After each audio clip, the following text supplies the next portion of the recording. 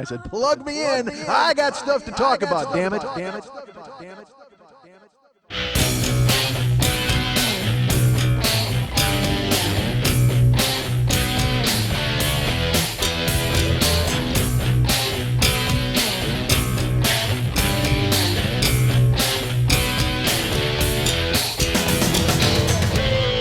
I'll crawl out of my earbuds once a week to give you a show. That's what I do, folks. I do this show for the common man, for the people in despair. I bring this show into the world and I sell it everywhere. The simple truth lies waiting here, folks, for all of you to share. Hold on, I will take you there. Hey, what's happening? Mike Schmidt, 40-Year-Old Boy Podcast, coming to you live from a chair. And not just any chair, I'm talking about a big purple chair. I've talked to you from this purple chair before. I am not in the oldest building in Hollywood. Travel schedules have interfered. And so Lily went to Boston and Cambridge and did the Boston Burlesque Festival. And as she came to town, I left. So unfortunately, our paths did not cross. But this week, what I'm bringing you is a show from year 4, I think it is. Because a lot of you have written. This show's undergone quite a few changes over the years, and people have come and gone. Cast members have come and gone. We had Suzanne Summers for a while. She held out for more money, and we said, you know what, can't help you. Priscilla Barnes, come on down. And then Priscilla Barnes was like, hey, I really like doing this podcast, but I'm going to need some more cash. And we said, you know what, Jenna Lee Harrison is waiting right there in the wings.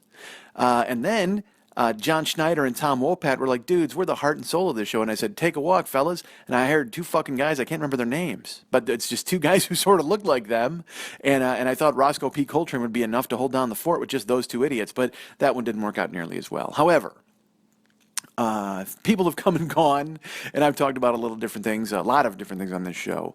But a lot of people have asked me about Jill and all that kind of stuff. I don't know about all that kind of stuff. That sounds weird. They asked me about Jill and all that kind of stuff. Wink. No, but I'm going to play this week. I decided I'm going to do the first show that ever featured our friend Jill, our lovely friend Jill, my beautiful girlfriend Jill, the woman I love, Jill. This was the first show that I believe she was ever mentioned in. And I do this because people have written and people have asked. And there was the catfight Jill episode that people remember. And I was going to play that one, but I thought, you know what? A lot of people remember that one, but they may not remember this one. This was actually, and it's a full-on episode because it's, she's a part of it, obviously, but also it gets into, I had just done a show in Chicago that week, and which was a whatever, you'll hear about it. I don't want to give it away. What if I did? What if I just sat here and I did the whole episode and I told you everything that had happened? That would be ridiculous. Why would you want to listen? Do it twice. So yeah, we're going to bring you this episode. It's got our first appearance of the lovely Jill, and then it's got me going to Chicago, and then it's got the older theme songs. It's got a bunch of cool stuff, and I think it's got plugs for Kickstarter, which I'll just tell you this now. Keep those in mind for the future. Wink, nudge. And I will be back. After the episode, but I think I think the theme song is going to play, and then I think the closing theme is actually going to play. I don't know. I haven't been able to listen to it to find out where to edit it, but I will be back at the end of the episode now in 2015. This is an episode from 2011, but I'll be back here in 2015 to tell you some plugs and thank some people for some stuff, and go through some neat lists and tell you some names of some people who probably don't want to be named, but who cares? I'm going to talk about them. So enjoy this episode, which I believe was called Human Spackle. And it was from year 4 of this podcast. It may have been episode 32. I don't know. But it's me in Chicago and Jill in California. And enjoy it. Why aren't you listening to me? Doesn't anybody ever listen to me? Listen to me? Listen to me? Listen to me?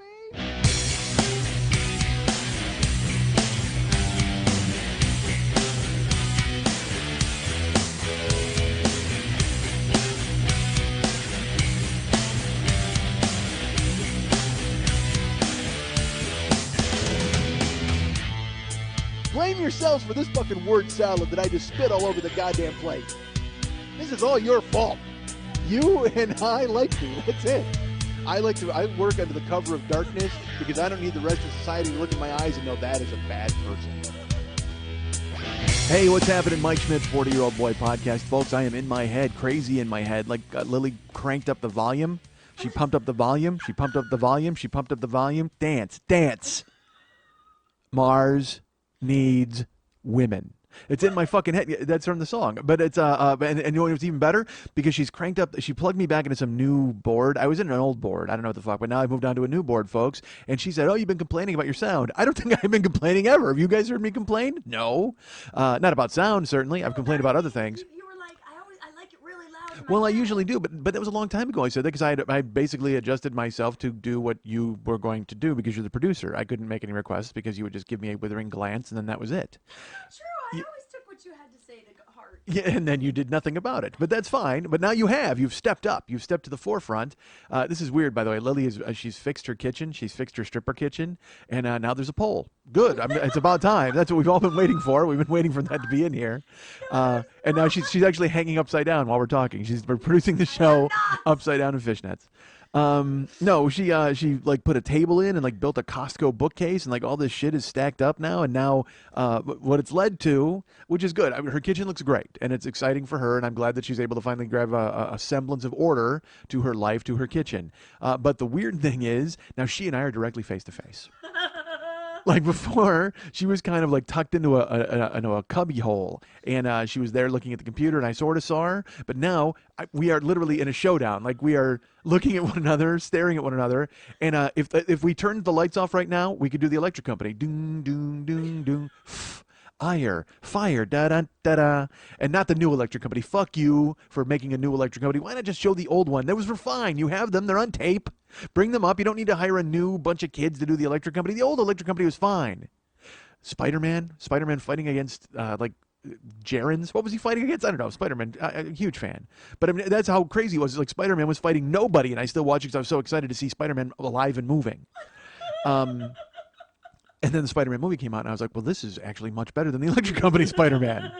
Hard to believe. I didn't think they could top it, of him going whoosh, whoosh, whoosh, and shooting like a graphic web on somebody. And by the way, that's all over the internet, shooting a graphic web on somebody.com. So now Lily and I, we're actually staring at one another face to face, and she's, And now, all right, I'll say this. A few weeks ago, I talked about Lily and the things that she did while I was on the air and the way that she was dressed, and apparently it's caused quite a stir. So someone wrote me and they're like, dude, I sent you a package. I think it was KC who sent it. And he's like, dude, I sent you a package. I'm like, oh, awesome. Because I always enjoy getting mail at the P.O. Box. By the way, if you'd like to send me something to the P.O. Box, write me at my email and then I'll give you the P.O. Box address. That seems like it's one step too many, right? Shouldn't I just tell them that? But no, I don't, because inevitably there'll be somebody trolling around, listening to podcasts, sending bombs. I don't want that. I can't be a victim of the random podcast bomber. You know what? He'll be called the I Bomber. Instead of the Unabomber, he's the I Bomber. Lowercase I, big B.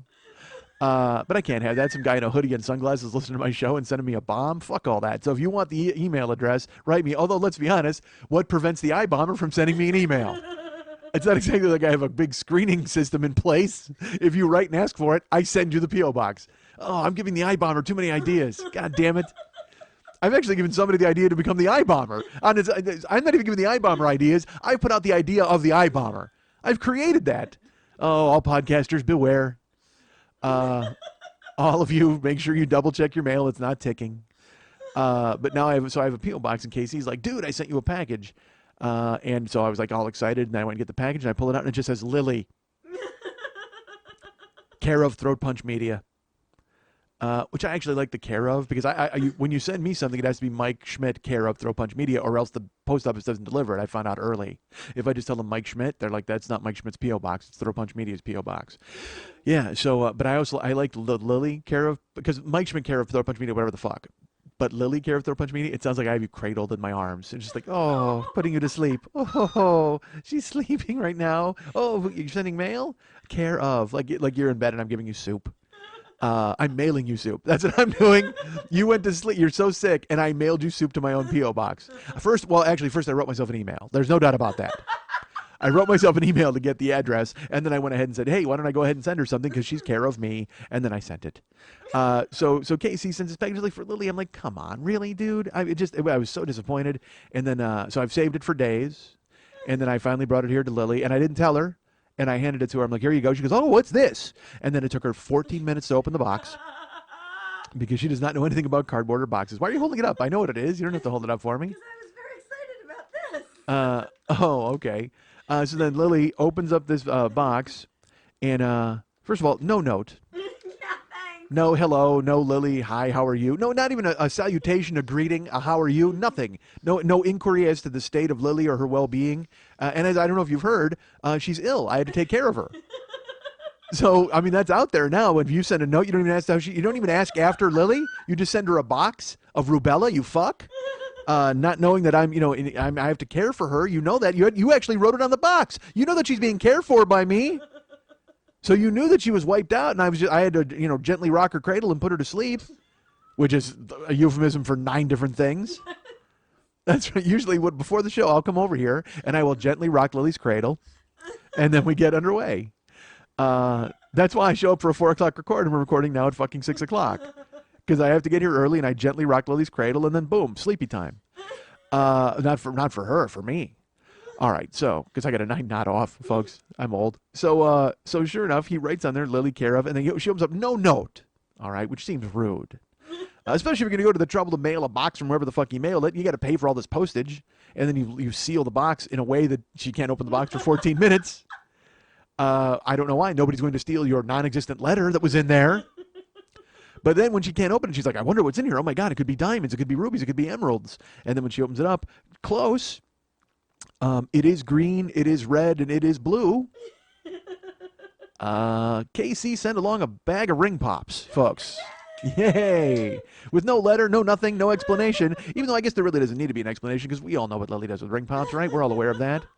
And Casey, I got to thank you. Apparently he was thinking of me because he doesn't even get to see it. It was a gift for you. True, because he doesn't get to see Lily with the ring pops, which, by the way, is my favorite Encyclopedia Brown mystery of all time. Encyclopedia Brown investigates Lily and the ring pops. The Hardy Boys and the mystery of Lily and the ring pops. That's who it was. Bugs Meany came over. It was horrible. All right, so I'm blending books. I know I'm blending books there, folks. So Lily opens it up. It's a bag of ring pops, and not just a bag of ring pops, ladies and gentlemen. It is a bonus bag of ring pops. There is 3 plus 1. 3 plus 1 plus 1. Was that on Mr. Show? I think it was. Bonus bag. So now Lily can she'll have ring pops for at least 4 more shows. Because wait, you did 2 in one show, right? Only one? All right, so we got one. There's a bag of 4, so that's going to get us through to episode 35. We need something to get through year 4, folks, because fumes was the only word I could think of. I've talked about a box of ring pops for 9 minutes. What the fuck? Yeah, close, really? All right, I don't know. I'm just off the top of my head. I'm just guessing. I can't even hear you because, again, I'm so cranked up in my head, folks. Oh, it's amazing. I get to, because I love me and I love my voice. You all know that, right? So now it's all cranked up inside my head, so I get to hear myself be loud, loud, loud. That's the song. So hi. How are you? I'm good. It's exciting. It's a Wednesday record. Last week was Tuesday. Today is Wednesday. By the way, just to tell, I'll sort this out with you on the air. In 2 weeks, Thanksgiving week, I have to do a Tuesday show, just so you know, because I fly out on Wednesday. It's the 22nd. I think, yeah. Ooh, okay. Folks, we're making plans for Nigel right in front of you. You're here. That's behind the scenes stuff, folks. That's backdoor. I should have done that when I was gently rocking her cradle, but no. Now instead, I bring it to you on the air. You get to hear me making plans for the future. What? All right. You're good. You're making that. You're making a note of that. Write it down on the pad. So hey, folks, here's something I'll bring to you right now. With Thanksgiving's coming up, and you guys send me packages, and everybody's nice, and I'll be in Milwaukee Thanksgiving week, as I've mentioned. Let me drop this on you, folks. If you want to meet me and you want to see me, you have to make it easy for me to do that. Okay? Because I'm always interested in meeting people and seeing people and saying hello. And sometimes when they come, people claim me for when I do my live shows. People will claim me. They're like, dude, after the show, I'm hanging out with you. And I'm like, all right, that's fine. Whoever gets in first and jumps in, that's fine. But if you come to Los Angeles and you want to meet me like our friend Sabrina did, and you're going to be here, that's fine. Again, I'm up for it. I will do whatever I can to try to accommodate and do what I can to get there and meet you or see you or whatever you need to do. But then when that's going to happen, you have to work with me a little bit, just a little bit, okay? Because I actually used this phrase this week. I actually was like, it does not pay to be nice. It does not pay. Because I decided, I was like, I'm never meeting anybody anymore. That's it. I'm done meeting people. No, it's not bad. It's not. Let me preface that right now because I know the person is going to hear this and they're going to be like, "What?" But it's not. It's not that bad. But it's still. It was bad for a little bit. Okay, whatever the fuck. No one cares. But I'm going to tell you this. Someone. I don't want to say this person's name. But she wrote me like 2 weeks ago. I think it was, or 3 weeks ago, and her note was. She's going to be in Milwaukee, and she's like, oh, she already claimed me for Milwaukee. She's like, we're hanging out in Milwaukee, and I'm like, all right, that's fine. But then she wrote me, she's like, unbelievable. Then she wrote me, she's like, I'm going to be at your show in Chicago, and I said, that's great. That's fine. I'll be there. I don't know if hanging out is going to work because there's literally a million people that I know are going to be there. But then I didn't hear from her, and then she wrote me, and she's like, oh my God, this is unbelievable. Yeah, I'm going to be in Los Angeles the week you're in Chicago, so I'm going to miss your Chicago show, but I'm going to be running around. Do you want to get together when I'm there? And her name's Jill. I'm just going to say her fucking name. I mean, there's no point. Because again, I'm going to be talking. I'm going to keep alluding to this woman.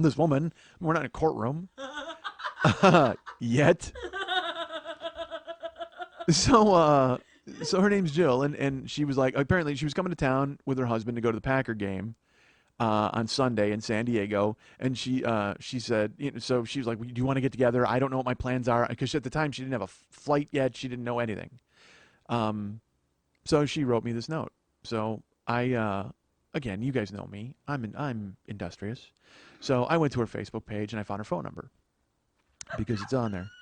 So I called her, and I just left a message because she didn't pick up. I left a voicemail. And then I texted her when I just sent a text, and she's like, "Oh my God, what? Really? And I'm like, "Yeah, I called and left a message, blah, blah, blah." And here's my favorite thing that she wrote when I texted her.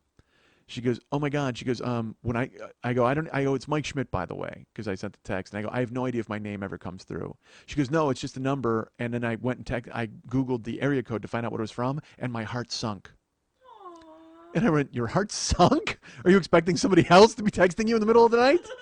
And she's like, yeah, I wonder why it did that. I'm like, I don't know. What the fuck? So immediately I want to stop talking then. At that point, literally, like, I thought she was excited to hear from me. She was saying, let's get together, and she's coming out with her husband. But her heart sunk. So I'm like, well, I'm done. Your heart sunk. We're finished. I mean, because again, I'm stupid, folks. That's who I am. If you tell me you want to see me, and then I contact you, and you're like, oh, him? I mean, dude, I don't want to fucking bother you. You were the one who told me. So she was very nice, and we texted back and forth, and that night, and I said, well, that's cool if you want to get together. I'll be back Sunday. I mean, I said, I'll be back Saturday night from, Chicago. I said, and you're going to San Diego on Sunday. I don't know where you're staying or what works best for you. And at the time, she still didn't know. So I said, well, yeah, I'm in. Just let me know what the information is like. So then she found out she was coming to town, and she was going to be staying in Marina Del Rey. She was going to be in San Diego all day Sunday for the game. And then she was going to be in Los Angeles all day Monday. And she's like, so tell me anytime, whatever you want to do, let's get together. That'll be fun. So I said, all right. I said, I'd prefer Sunday night rather than Monday, because, my schedule's all fucked up. You guys know that. I'm up all night. So then Monday I would have to get up. And also I liked Sunday because I could go to where she was. I can control that. Because if I show up and, it's fucking terrible, I can leave. You know what I mean? It's like, I'm not going to lie to you. So, because on Monday, I would have to tell her where to go, and she's not from here, and then I would have to tell her and her husband where to meet me, and then I've got to show up, and it just seems like a lot of work at that point. If I can just get in the car and go somewhere, much easier for me. So I said, all right, well, I'd prefer Sunday, because she said she's going to be in Marina Del Rey, and she said she'd be back from the game, that night. And I said, what hotel are you in? She told me. I said, let's call it 9 o'clock at your hotel. I'll pick you up. And she said, great. So time goes through. Whatever the fuck. She's on Facebook. I see she's in San Diego. She writes me. I'm all excited. And then Sunday comes along, and I know she's in San Diego. So I was in Chicago Saturday, flew in, blah, blah, blah. And then Sunday, I'm waiting to get together. So I just assumed we're going. I mean, I hadn't heard anything different. So I get up and hang out. I watch football. I take a shower. And I'm picking her up at 9 o'clock in Marina Del Rey. So at 7 o'clock, I send her an email, because the game ends at like 4:30 in San Diego. And she also said, I don't know what it's going to be like getting out of San Diego. I said, you should be back by 9. I figured, 5 hours, that gives you a lot of time. So I texted her and I just said, hey, I need a timeline on an ETA for you. Are we still on tonight? And I don't hear from her. So I'm like, all right, that's fine. But take a shower, throw some hair gel in because I got to look presentable for fucking people who don't know who the fuck I am. And then I'm waiting at the house. And then I get a text from her about 7:50, 10 to 8. And she says, oh my gosh, we're still in traffic. I don't know what it looks like now. Frowny face. So I wrote her back and I said, that's fine. I said, let me know, give me an update on what's happening. I understand you guys have been gone all day. I said, I don't know if the game and the drive took a lot out of you. Just let me know what's up. So 20 minutes goes by and then she texts me, took a lot out of me. What? That's all it said. So I'm like, okay. Maybe you should give me an update on where you are and what's happening rather than showing outrage at the fact that I showed concern for you. And it wasn't even take a lot out of me. It was out of me. What? Literally, it was 4 words. So I'm looking at it. I'm like, all right. And that's at 10 after 8, I think. So I'm waiting. And I wait till about 8:20. And then, I'm sorry. I apologize. I saw out of me what? And I called her immediately. I went outside. I grabbed my phone and I called her. And got her voicemail. She's in the car. She just texted me. I called and I got her voicemail. That's fine. So I leave a voicemail, and I again, we all know texting blows. I mean, because I look angry every time I text, because my thumbs are so angry. Like I don't even anticipate the fact that my thumbs are going to be so mean to everybody. But they're not trying to be mean. They're just they're just talking. That's what my thumbs talk like. My thumbs are very severe. My thumbs are Jack Webb. So my thumbs are very Jack Webb and Dragnet. They're just the facts. They try to add a little color. They try to be a little funny, and inevitably people hate me because there's no inflection, whatever the fuck. Texting is awful. We know this. It just blows. So I figured I'll call her because you know what? All I do is talk, folks. As you know, because listen to me now. Right now, if I was texting this show to you, you'd hate me. Oh my God, would you hate me? But now you hear it, you're like, God, he's kind of funny. He's got inflection. He knows how to talk and represent himself as a person. But my thumbs don't. My thumbs only know because they're just fucking. Again, they're still making fun of dogs because dogs don't have them. That's what they do. My thumbs. They're like, ha, dogs jealous, and then they go out and they fake hitchhike and then they laugh at a guy when he stops. So. But when I talk, you hear me and I sound great. So I go, you know what? I will call her. That's fine. So I call her. As she doesn't pick up, fine. And then I leave a charming voicemail because that's what I do, folks. I'm a charming guy.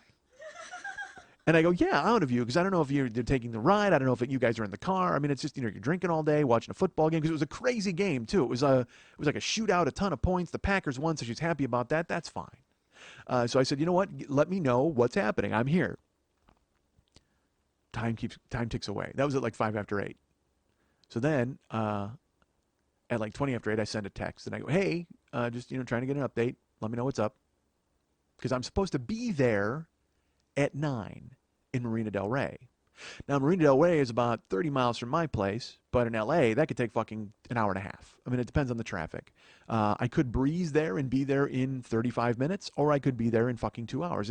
I don't know, but it would be better if I knew what I was doing rather than getting a text that just said, out of me, what? That gives me no heads up. It doesn't tell me to leave my house. It doesn't let me know if we're still on or we're not on or if she's tired. I don't fucking know. So I like I said, I called and then I sent a text. Then about, I think it was 8:40, I call again. And I leave a voicemail. Another one, nice, charming. I'm a nice guy. And then I don't hear anything. And then I send another text. I really need to know what's happening here. So that's 2 calls and 2 texts. Now look, folks. That's, you know what that is, quite frankly? That's 2 calls and 1 text too many. Because I like you guys and you're all nice and I don't mind meeting you and being friends, but I'm not chasing you motherfuckers down. You get that, right? You want to see me, you need to make it. And look, I'm nobody, all right? I fucking get that.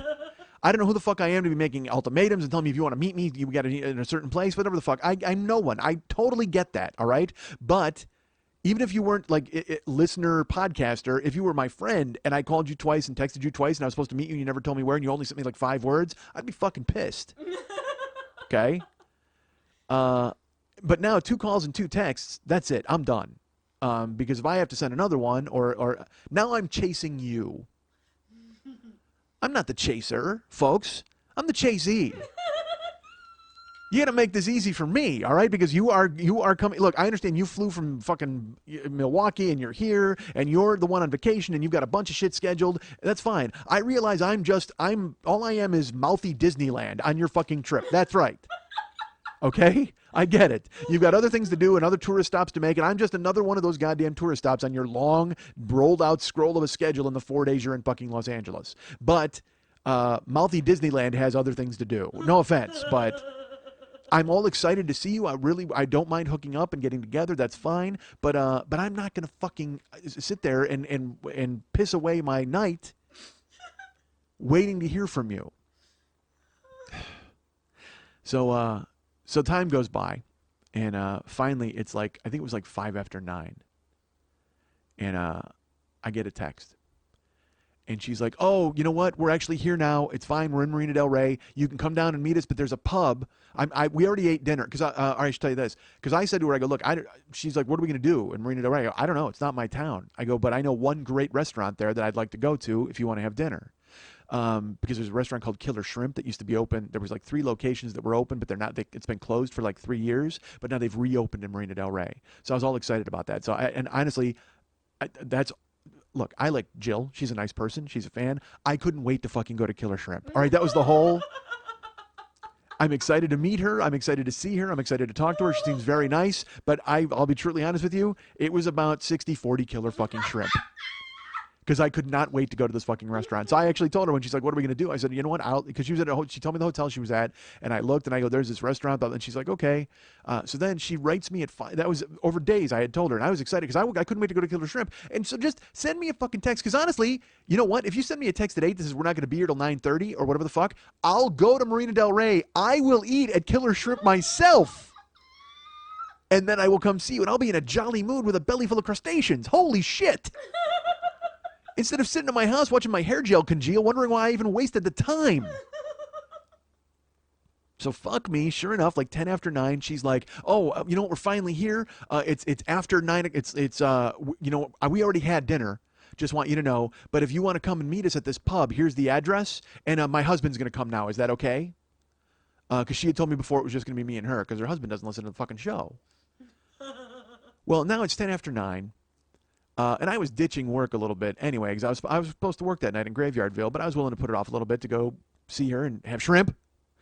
But a pub, dude, there could not be anything less fun for me to do. I mean, I'll meet somebody for a drink, that's fine. But then to just think of the fact that they were at the Packers game all day, her husband is all excited, and then he's got to go and sit there with me. He doesn't know who the fuck I am. He has no clue who I am. All he knows is that his wife won't shut the fuck up about me, and he wants to punch me in the face. I'm sure that's where it's at, okay? I'm sure he came out, he was planning, he's like, we're going to go to Newport Beach, we're going to Beverly Hills for dinner, we're going to the Packer game, honey, this is going to be amazing. She's like, don't forget I got to meet my podcast friend. He's like, what? Well, we're going to Marina Del Rey, it's going to be fun, the beach, we're going to see the sunset, it's going to be fantastic. Don't forget I got to meet my internet chum. You know that stranger I've never met in my entire life and you don't fucking care about? Yeah, I got to carve out a night for him. Is that okay? He's got to be fucking furious about that. So the last thing I want to do is show up and shake his hand and see the puss on his face as I fucking, his wife nurses a Guinness and pretends that she likes me for 5 minutes. I mean, I don't know, but nobody wants that. So I just went, so she's like, you know what? My husband's going to be there now. And it's this, and I just, and also, all right, there's a weird line there where it's like, she's making it sound like that's a deal breaker. And it sort of is, because again, the guy doesn't know who the fuck I am. I don't want to put him through it. But the real deal breaker is the fact that it's fucking 10 after 9 and I don't get any goddamn shrimp. That's the real deal breaker, because I waited. I didn't eat dinner. I fucking waited all night. I'm sitting there. I could not wait to go to Killer Shrimp. I was, again, no offense, Jill, but on my list of things to do, you were number 2. No offense. I was excited and thrilled, and I could not wait to get to meet you as long as I was shoving shrimp into my maw. As long as I just put my head on the table and swam forward like a goddamn blue whale and filled it with plankton and shrimp. I was ready to listen to you talk about Wisconsin for fucking hours. But then when that fucking gets divorced from me, and it's already, like I said, I'm supposed to be at work at 10. So by the time now I climb in the car, I'm going to get there at 10, 10 to 10. And then I'm meeting you at a pub, and I don't drink. And your husband's going to be there. It just, the whole thing was a brick. All right. It wasn't going to work. So I texted her back and I said, you know what? It's kind of obvious we didn't connect here. It's already 10 after 9. You guys are there, and I'm sure you're tired from being out all day. And I don't, I have to go to work, and it's fine. I go, you know what? We missed each other, but we'll see each other in Milwaukee. Nice try. Have a good flight. And I typed it like that, but I'm sure it came off like, no, I'm not coming. You're a jerk. You know what I mean? It's like it just because people read texts the way they want to read them. I mean, I do it all the time. Every text I've been like, what? What did that mean? That was an ampersand. Why did you put an ampersand instead of the word and? You don't have enough time to type out the A-N-D for me? You just have to type out ampersand? I will fucking analyze a text like I'm in the FBI and I'm reading. I'm a wind talker like Nicolas Cage. So I sent that and I was pissed. All right, I won't lie. I did send it. I sent a nice text, but I was being the gently saying, you know what, it's okay. But I was mad because I wasn't going to go to fucking Marina Del Rey and have dinner. I was pissed, and I'd waited, and I wasted hair gel. So, and it's funny because I'm even telling Karen like the blow by blow the whole way, and I'm just like, this is just crazy. Like, I mean, how am I not hearing from this person? It's been, once I sent 2 phone calls and 2 texts, and I'm like, this is ridiculous. This can't happen. So then I sent that one. I was just very nice, and I genuinely said, have a nice flight. It's not going to work. So a little time goes by, and I get a text. And she's like, no, are you serious? With like a frowny face. She goes, oh, come on. Do you want me to come closer to you? I mean, I really want to do this. Which is nice. That was very nice for her to offer. But for her to come closer to me, they've been in the car for 5 hours. Yeah. So let's put it this way. If I didn't want to go see her husband in Marina Del Rey at a pub after he had just taken this exhausting drive, how excited do you think I am to make him get back into the car and drive to where I am? How fucking excited is he going to be to see me at that point? He would have hated me on their turf in Marina Del Rey over a pint. How fucking pissed is he going to be if I make him come up to where I am? Oh my God, it just made no sense. No sense. And again, it's just, we tried. It didn't happen. That's fine. So I texted her back and I go, no, honestly, it's just, it's a little late. You guys have been in the car all day, whatever, da, da, da. And I said, it's just not going to work. But again, thanks. I tried to be nice. And then a couple beats go by and I get a text from her and she's like, what? I'm feeling really stood up. I mean, we said we were going to do this. What if I said I wasn't going to come to your show in Milwaukee now? What? Let me get a drink, folks, while you ponder that.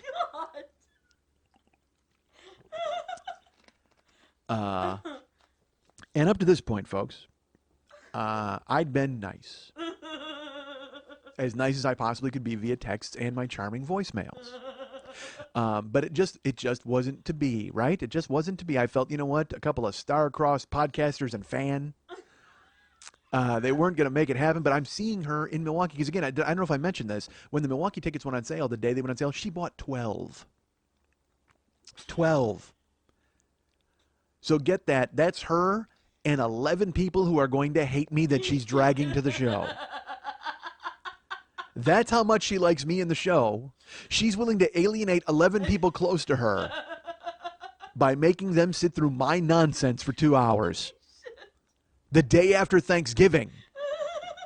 I'm betting that she's calling in all these weird favors. Like, I'm betting she's actually cook a huge dinner on Thanksgiving Day for all of these people just so they'll go with her the next day. They'll be so tired they won't be able to argue. They'll be so tired and full of food and tryptophan that she will then lure them into a van and drive them to the Carte Blanche Studios for the show, and they're not going to have any idea what they're doing. They're just going to go file in because she wants to see me, which is great.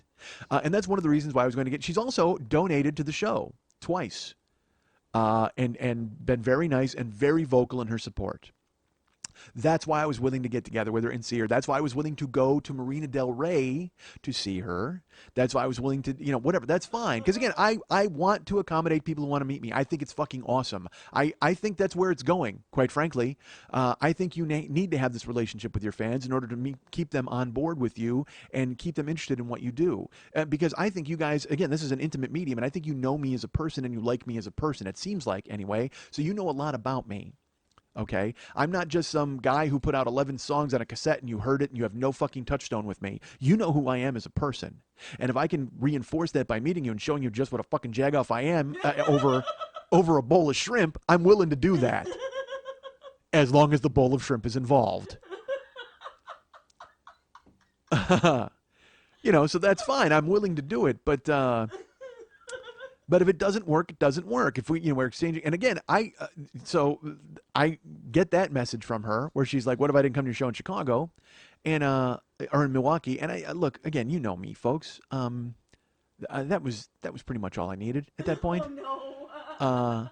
So I texted her back, and look, and by the way, you'll know I'm mad at you when I use your name in a text. I wish that wasn't true. Literally, if I start typing to you and then your name comes up, oh shit, you just got done, son.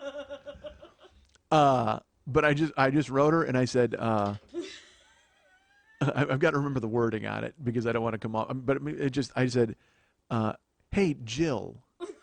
Oh. That's right. Hey Jill, you're in Marina Del Rey. That's 45 minutes from my house. You just experienced Los Angeles. And again, I'm paraphrasing because I don't remember exactly what I typed because she's going to write me and go, bullshit, you didn't say all that. But I sort of did. All right. So, the thought was there. But I mean, exactly. I wish I should. But I said, hey, Jill, where you are is 45 minutes from me. Okay. I sent you 2 texts and 2 phone calls within an hour and never heard back. So for you to tell me that I'm standing you up, I think that's maybe a mistake because I've done all I can to try to make this happen. And now you've changed the venue and everything else. And I'll tell you what, I'm sorry it didn't work. I hope you have a good flight. I'm happy to refund your money from Milwaukee. All I need is an address from you where I can send the check. Because I'm fucking done. I didn't type that part, but you're going to lord that over me? You're going to write me and tell me, what if I didn't come to your Milwaukee show? Well, then the room would be half emptier. That's fine. I mean, there's nothing I can fucking do about it. If you don't want to come, you don't want to come.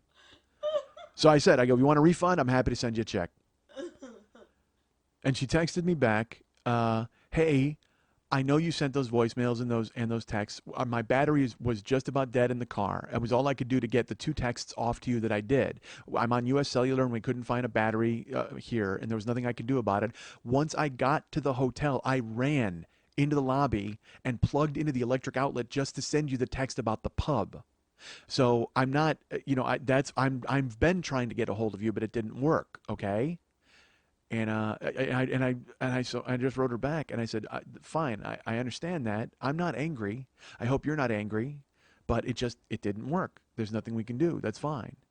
And then she's like, well, what about your day tomorrow on Monday? And look, because there was more texting. I don't want to, I've said enough already. Now she wants the refund, I'm sure. But then I left. I went to Graveyardville, and then I called her. I actually called her, and she answered the phone finally. And I said, I started talking to her, and she's like, I'm sorry that this didn't happen. We're here, and I go, look, it's fine. It just, you have to recognize, I didn't stand you up. I go, if anything, you stood me up, Jill. And I was joking, and she started laughing. She goes, I didn't stand you up. I said, you know what you did? You wasted hair gel. That's what you did. This entire thing comes down to me having to use a fucking dollop of hair gel that I never would have had to use. When that bottle runs out, I'm going to look at it and know that there would have been one more dollop of hair gel in there if you hadn't make me waste it. And she started laughing. And she goes, well, what about tomorrow? I go, Jill, it doesn't work. I go, tomorrow's not going to happen. I go, because if I was coming to you, it's a different story. But for me to tell you now where to meet me, because they had dinner at 5:30 in Beverly Hills. I go, so what, you're going to have lunch with me at 3? I go, that doesn't make any sense at all. I go, I'll see you in Milwaukee. It's fine. It'll work out that way. And she was very nice. And she goes, okay, that's great, but I'm really disappointed. And I said, that's fine. I said, I understand that, but that you guys are, and she goes, I didn't realize you were as far from me as you said. I go, because I was willing to come to you and didn't bother to tell you how far it was because I'm not going to gripe about it. Oh my God, you're all the way in Marina Del Rey. I will accommodate you. If you are here, I can make it happen. I will. But then when you start telling me you want a refund, and I said, and honestly, I don't know if you really are, if you really do want a refund, I'm happy to send you a check. And she goes, oh my God. She goes, I was kidding about that. I didn't mean that at all. Of course I'm coming to the show. And I said, all right, that's fine. So we talked about it and we hashed it out and we squared it away.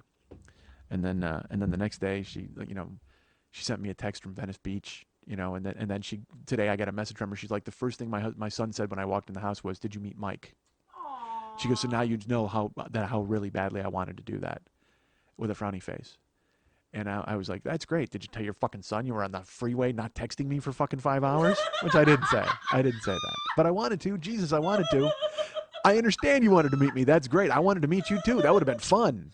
But the last thing I need to do is fucking schlep your husband into it, and then I got to drive a fucking hour and a half and go to a pub, and it just broke bad. It broke bad. It happens, folks. So if you're here and you want to meet me, that's fine. Few rules of thumb. Make it easy for me. Pack an extra cell phone battery. And return any texts or emails promptly. Or voicemails, even voicemails. Because, that's all I got, folks. That's all I have. Literally, I mean, it's not the old days, okay? It's not a pay phone that you got to pull over and call me from. There's not a fucking smoke signal bullshit you got to do. No one has to send me a goddamn snail mail letter. Call me. You're in your car with your fucking phone. Turn it on. And most importantly of all, folks, and I cannot stress this strongly enough, most importantly, sure, cell phone battery, make it easy for me, text, emails, answer them, I understand that. But most importantly of all, folks, please, if you want to meet me, you have to make sure that I have proximity to seafood at all times. Shrimp, sushi, soft-shell crab, fucking fillet of fish. I don't give a good goddamn. You got to make sure I am ready to cram whatever lives into the ocean into my goddamn face while I sit there and listen to you tell me how fucking great I am. I'm TV star Paul Gilmartin, and you're listening to the 40-Year-Old Boy on the Mike Schmidt Podcasting Network. I've got a podcast myself these days. I'd plug it here, but let's face it, nobody's listening to this nonsense. You're listening to the 40-Year-Old Boy, and next, 6 white guys talking. You think 3 white guys talking is good? This show's twice as funny.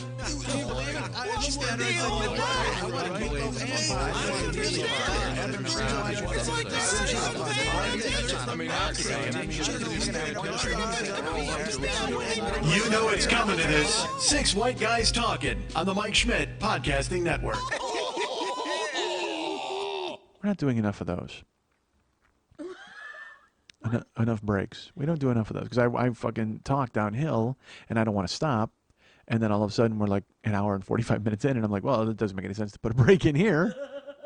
That would be awful for people if like an hour and 45 minutes in, there's like, hey, look, there's a break. That's not, what, is there another hour and 45 minutes coming? I sure hope not. Yeah, so, but we don't do enough of those because we worked fucking hard on them. I flew home for 4 days and we busted those out and I'm a fan. I like those. I mean, just, David does too much hard work for me to ignore those, so I should have more breaks. You're in charge of that. Why don't you tell me to do a break every once in a while? I try, and you're always like, no, we can't break yet. Yeah, besides that, though. I'm sorry. As director of this show, I have no control. What? Here, I'll send you a text about it. And then I'll call you. And then I'll send you a text, and then I'll call you again. But again, you do not want my thumbs on your bad side. Holy shit. They will scald you like boiling water. Boiling thumb water. So yeah, there you go. That was a break. And I haven't picked him even yet. I don't even know what the fuck you just heard, folks, but I'm sure it was something great. So I was, hey, I'll tell you this, it's November, which means it's a new month, which means what do we do every month? We weigh in, folks, as we weigh in and we try losing weight. And if you recall, I've been losing weight by just not even exercising, just changing what I've been eating, and pounds have been falling off. It was like 15 and then 16.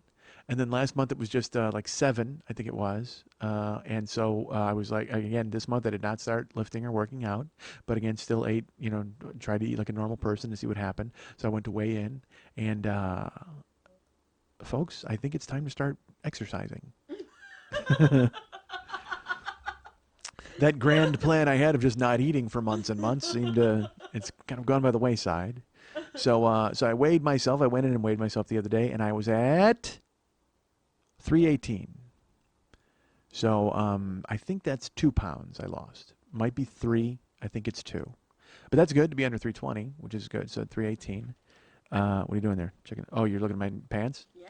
Yeah. I'm wearing. I went down pant sizes. Well, I mean, I looked. You know when I really learned it when I went to Minneapolis, because I busted out the pants I was wearing before, like when I lost all the weight. You know what I mean? So I can actually get into those now. But what's funny is I just bought like 4 pairs of other pants. I have like fucking 11 pairs of jeans, and they're all different like sizes, you know what I mean? But now I can actually go to the bottom of the pile and bring the ones out that I haven't worn in over a year, and that's what I wore on stage the last times. Yes, of course. And these two, you can tell these are different.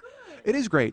It is, and the good news is, like I said, I'm at 318, so I really think I can get under 3 by the end of the year. I really think I can do that, so that'll be good. I'm excited about it. And you don't care, obviously, folks. And you know what I did? I had an In-N-Out burger actually the day I weighed in, and but I had to because I was starving. It was like 1 a.m. almost, and I couldn't because I went to Subway and I didn't like the sandwich I got there a couple days ago. So instead I went to In-N-Out, and so I went to In-N-Out. And I'm like, well, fuck, if you're getting a double, you can just get fries and a shake. Why not? So I did. I got fries and a shake, and but it was fine because again, look, folks, the whole key. You don't beat yourself up over stuff like that. You don't punish yourself. The thing is just to not eat In-N-Out burger and fries and shake every goddamn day. And if the furnace is hot enough, you can burn off whatever the fuck you put in there. Now, granted, my furnace is not hot at all. I haven't even lit the pilot light yet. However, but that's fine. Whatever the fuck. Now that's coming. So now I'm actually moving into that phase and talking to whatever. But so there. So I didn't do anything all month, but still lost like a couple pounds. So that's good. But I really think, like I said, I'll be under 3 by fucking January, which is going to be awesome. And then when the East Coast thing kicks in, when I go on the Kickstarter, I might have to buy new pants just for that. Holy shit! Whoa! We'll call it Mike Schmidt's New Pants Tour. I would hope I would think of a better name than that. Honestly, I've got some time. I've got a lot of time to think about it. I would hope I would come up with something better than Mike Schmidt's New Pants Tour. Did you have a suggestion? I like the fact you just opened your mouth there. That was weird. It was like you were just like, I like that name. The New Pants Tour? Yeah. I just like pants. Pants is funny. Letterman knows that. That's why he named his company Worldwide Pants. All right. So there you go. That was the weigh-in. That was fine. We're good. We're at 318. Which again is enormous. I mean, that's fucking huge and fat for any normal person. But when you figure I was 360 just like 3 months ago or 2 months ago, then that's fine. Well, on July 1st. So July to August, September, October, November. So in 4 months ago. So in 4 months, I've lost, 42 pounds, 43 pounds. So that's good. That's around 10 a month. So if I maintain that pace again, we get to fucking January and boom, under 3. And then by the end of 2012, I'll be under 2. And then by the end of 2013, under 1. And then by the end of 2014, I will disappear completely. I will waste away. Like, it'll be awesome. It'll be like having AIDS without all the AIDS stuff. That's what I want to do. That's exactly what I want to do. I want to have AIDS, but not AIDS. Like, I just want all the benefits of AIDS without all of the other terrible shit about AIDS. If there was a way to do that, folks, if you could somehow figure it out, if you can give me AIDS without having all the bad stuff, then that would be fine. So that's what I need. I need AIDS, but without all the bad AIDS part. Awful. So, look, I want my pants to fit, don't I? So there you go. That's the weigh-in. And the results of the weigh-in were noticeable as last week, folks, I flew to Chicago, Illinois. I wound up leaving on Wednesday morning. I had a flight very early, a 6 a.m. flight, which means I had to get to the airport at around 4:30 and then do all the security bullshit and all that nonsense. And it was very uneventful. When you fly that early, you don't run into a lot of people or a lot of stuff. What was I pissed off about? Look, I flew American, and it's funny. American is they're my airline of choice. I've decided to make them my airline of choice because I get the miles, and then I'm in the Dining Advantage Club, and I get more miles for that and all this stuff. But having flown Delta and United and Virgin the last few months as well, to find competitive pricing, I had to fly those because the American flights to all those cities that I went to were almost like $75 more. American kind of blows. Like when I like it. I sort of like it because, again, it seems like they're the biggest one, and I enjoyed having. I've got a ton of miles with them, but they don't give you, like, on the plane. Like, I was surprised Delta gave me those, oh my God, those Biscoff, those little cinnamon cookies that I like Christmas cookies, and they give you a choice. They're like, do you want cookies, pretzels, or peanuts? Like, and then they'll give you 2 of whatever you want. They'll say pick 2. So when I flew Delta to Minneapolis, I took pretzels and peanuts, not knowing that it was those Biscoff cookies. So then on the flight home from Minneapolis, they go, do you want cookies? Like, what kind of cookies are they? And she held them up, and I'm like, holy shit, that's the holy grail of airplane food. So I got a couple of those. And then in United, they gave us peanuts and stuff. But man, you fly American, and they want you to buy everything. They want you to buy fucking trail mix for $8 and all that bullshit, which is fine, I guess. I don't know. I like American, but I don't like American. I found. So I flew them, and they pissed me off for some. I'm trying to remember what it was that pissed me off. I thought talking about fucking pretzels would spark my memory. They made me go to a different gate. Like they did, when you show up and they change everything. You know what I mean? I'm like, I don't have to check in. I'm fine. And they go, oh, we got to walk all the way down there. And then so I'm walking, and then like, oh, well, you got to turn. It just turned into bullshit. And it was funny. I ran into a comedian guy that I know named Dan Greeter. He was in the airport flying to do a cruise ship somewhere. And so that was nice. When you see someone in the airport. We went through security line together, and but I had no problems with it. Security was a breeze because it was early. Got on the plane, and sitting on the plane again, losing weight, you notice it. I can tell. I mean, I'm still engulfing the armrest like a fucking blob, but I mean, not nearly as bad as it was. And I don't have to slide over so much. I'm not inconveniencing people. I still get the look, but not the horrible look. I mean, because I used to be crazy big. It was funny. Bill Burr this week tweeted a picture from the airport, and he goes, "I'm praying this man is not in my row." And it was just some huge dude. I mean, like crazy big, and his gut was hanging over the armrest in the airport. Those big ass airport seats. Jesus Christ! And that, you know what? By the way, those fool the shit out of you. Those are depressing because you go and you're waiting to get on your flight for the airport, and those seats are huge, and you're like, oh well, okay. Well, why do you accommodate my fat ass in the airport lobby? But then when I get on the plane, I got to sit in a goddamn coaster. I mean, it makes no sense. I mean, it makes sense. You're all trying to steal money from me, motherfuckers. You're making me pay $8 for trail mix. God damn it. All right. People have got to be so tired of me bitching about the airlines. Honestly, it's just because they're a racket. All right, so you don't own the skies. You don't own the fucking skies. So I flew to Chicago. It turned out fine. Got there at noon. And all right, I'll tell you this. All right. The flight was from 6 o'clock, and I was getting to Chicago at noon, which is 10 o'clock. So it's a 4-hour flight. Okay. You know when we landed in Chicago? Guess, folks. Guess. Right now. Stare at your iPod vagina. You hear my voice coming out right into your tweakedaudio.com/40 earbuds. I want you to guess. Right now. Leap. Yell it. Right now. Like Howard Beale. Go to your window. Open your window and say, I'm going to guess, and I'm not going to take it anymore. And then yell out your guess. And people will wonder what the fuck you're doing, and we'll all have a good time. I was supposed to get there at noon, Chicago time. So that's a 4-hour flight. Okay. Guess when I got there. I'm going to literally guess. Right now, you guess. 11:42. Wow. That's weird. You thought it was a shorter flight. Because all of that buildup, it seems like I'm bitching about the fact that it would be a longer flight, which was exactly the ruse I was trying to portray. I've been rused. No, you saw through the ruse.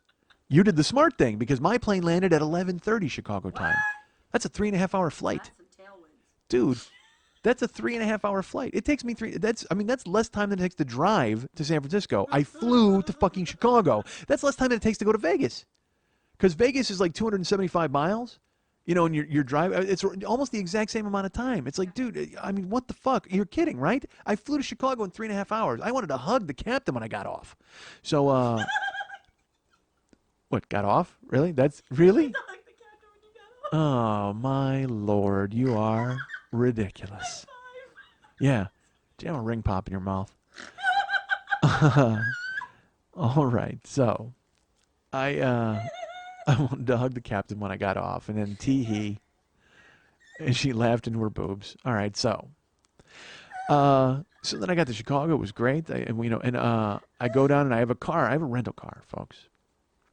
I rented a car from through Priceline. I got an amazing deal. I had an amazing ticket, amazing flight, amazing rental car price. It was one of those things on Priceline where I offered a certain amount. They're like, if you offer only $4 more a day, you can have it. Done.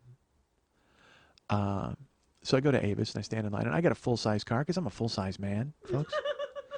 And the guy's like, all right, he's running the gamut, and he's punching me in. His name was Dustin. And he's figuring me out. And then he goes, all right, well, you're going to go get a full-size car. It's right outside. And I think I told you in Minneapolis, they just let me take whatever the fuck was on the line. I mean, because nobody there drives. They're all in their fucking dog sleds, walking around in their mucklucks. But in Chicago, of course, it's a big city. Like Minneapolis is not a big city.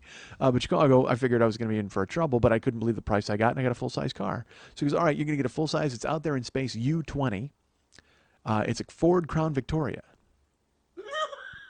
And I looked at him, and I go, that sounds like an old people's car.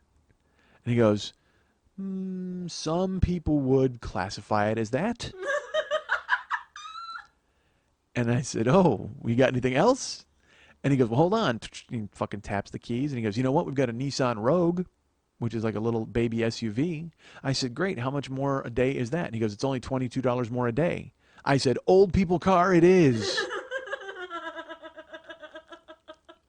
So he goes, all right, well, here's the keys. And it's so funny. The second you get the keys, you know it's an old people car because it's got a button for the unlock and lock and then a button to unlock the trunk. And then it had a life alert button right on there that you could punch in case you somehow had fallen in the car and could not get up. I just thought of that. That was funny. So I was like, all right, dude. I grabbed my luggage and I walked outside. And I looked, it was so funny. I get out into the lot and it's like U20 and it's so confusing because they've got so many, everything's alphabetized and I'm just like, look, I can follow the Dewey Decimal System. I know how to follow directions, but when you get out and you just see a bunch of cars, you're not looking for U20, you're just looking for a fucking car. But let me tell you something, folks. U20, I didn't even need the slot number. I didn't need anything because the second I walked outside, I said, I knew what fucking car it was. I knew what it was. I should tell you this before I went outside. He handed me the keys and I saw the life alert button. And he goes, okay, it's in spot U20. It's the gray Ford Crown Victoria. I said, of course it is. Of course it's gray. It doesn't come in any other color. Literally, when you go into the dealership and you order, you know, they have like, you know, sandstone or ultra blue. When an old person goes in to shop, they go, oh, do you want the Ford Crown Victoria? It comes in your hair. That's what they say. That's actually the color listed on the brochure. It comes in your hair, silver fox, or soon to be dead. Which color would you like? And it's all the same. Like, because old people have cataracts. They don't fucking know. They'll give them this litany of colors, but they're all the same. All fucking gray. It just, you know, it just looks like a boiled steak. That's the color of this fucking car. So I go walking outside. I see it. I'm like, oh, Jesus Christ. I mean, it's just... and I was telling Kristen, David's wife, about it. She goes, was it parked in a handicap spot? Because then for days, like me, Max, and Kristen are just making fun of the fucking car and all the bad things that could happen. Because I walked up to it, and it just literally when I walked up to it, it was shivering like in the cold. This car needed a shawl. That's how fucking old this car was. Like I saw it, I'm like, oh Jesus! So I pressed the button, and instead it's funny. I unlock it. You know, it's supposed to make that noise. You know, like the chink chink noise. It just kind of went chink, like it was like creaky. So I climb in it. You know, like some 70-year-olds in a Buick went by and pointed and laughed. Ha ha! Beep beep. Terrible. So I started the car, and it's like, and I should tell you, I get in, and there's bells and whistles in all cars, new cars or whatever, because you get, and I'm always amazed when I get a new car. Like I've driven a Hyundai Sonata, and I drove last week in Minneapolis. I had a nice car. I forget what the fuck it was, but it was just really different to drive these cars. Well, I get in the Ford Crown Victoria, and it was like getting into my aunt and uncle's Thunderbird when I was 12. I mean, it just... the front seat was the full bar, like all the way across. There wasn't bucket seats. It was all together, like one bar, and there was still a separation, but there were two armrests there, so it looked like it was a full fat people, like long bar to sit on.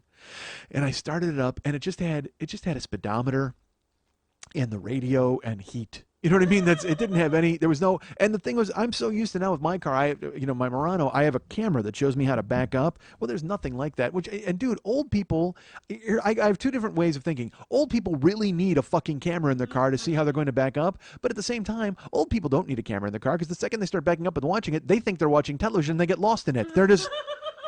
Some old person's got a camera in his car, he puts it in reverse, he just keeps backing up, waiting for Angela Lansbury to show up, and he fucking tags somebody. So it's dangerous. At the same time, while I think they need it, it is completely dangerous. And, sure enough, there's no temperature gauge at all, because honestly, if you're old, you already know it's too cold. You're either too hot or you're too cold. They don't need to tell you a specific number because you don't want to fucking deal with it. Clock blinking 12, never changes. It's just an old people's vehicle, an old mobile. Not even to take out the S. It's not an Oldsmobile, it's an old mobile. So I started, and it's just I'm revving it and driving it, and I go to get out of the lot, and I pay, and I give the guy the thing, and I hit the turn signal, and instead, how I go, well, instead of that, this turn signal just goes, hey, where are you going?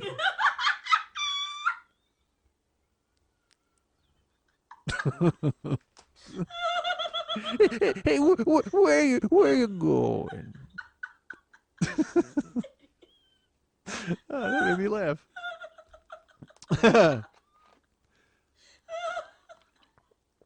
So that takes some getting used to.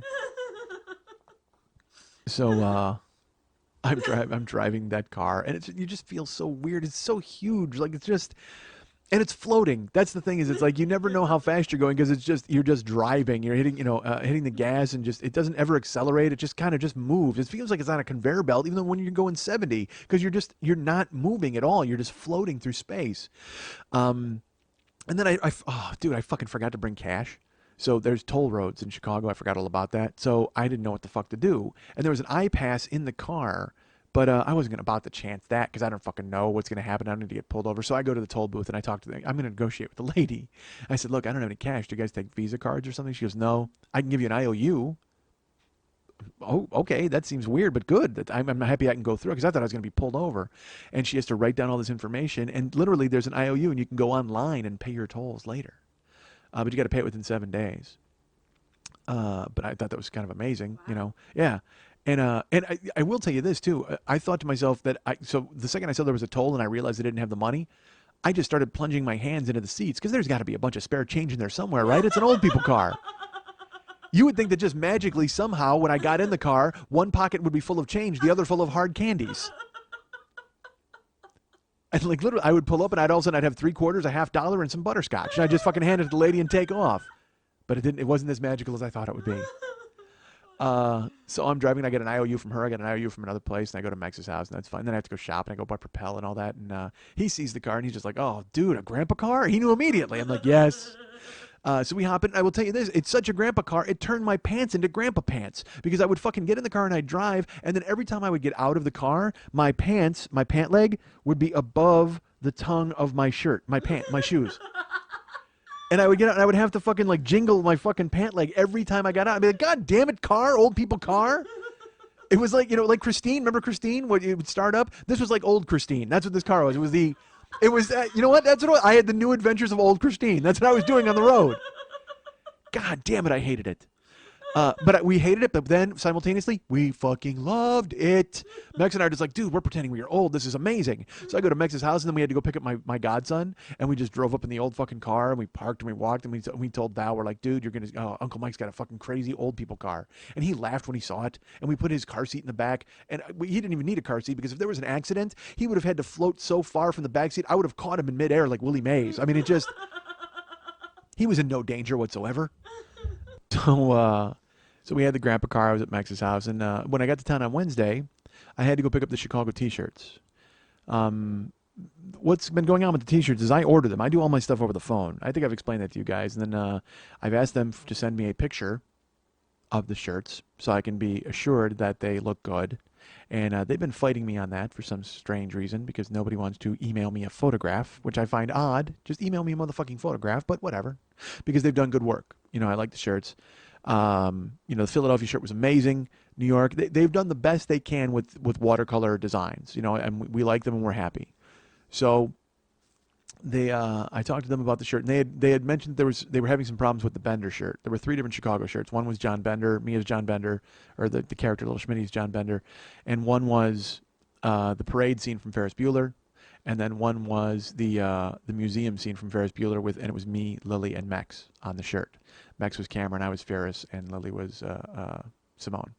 So I had talked to them. I said, you don't need to ship them because, again, we can avoid the nightmare of UPS. And then it also saves me $50 because I don't have to fucking check a bag either way. I said, I'll be in Chicago. I'll come to your office. I'll pick them up. They said, great.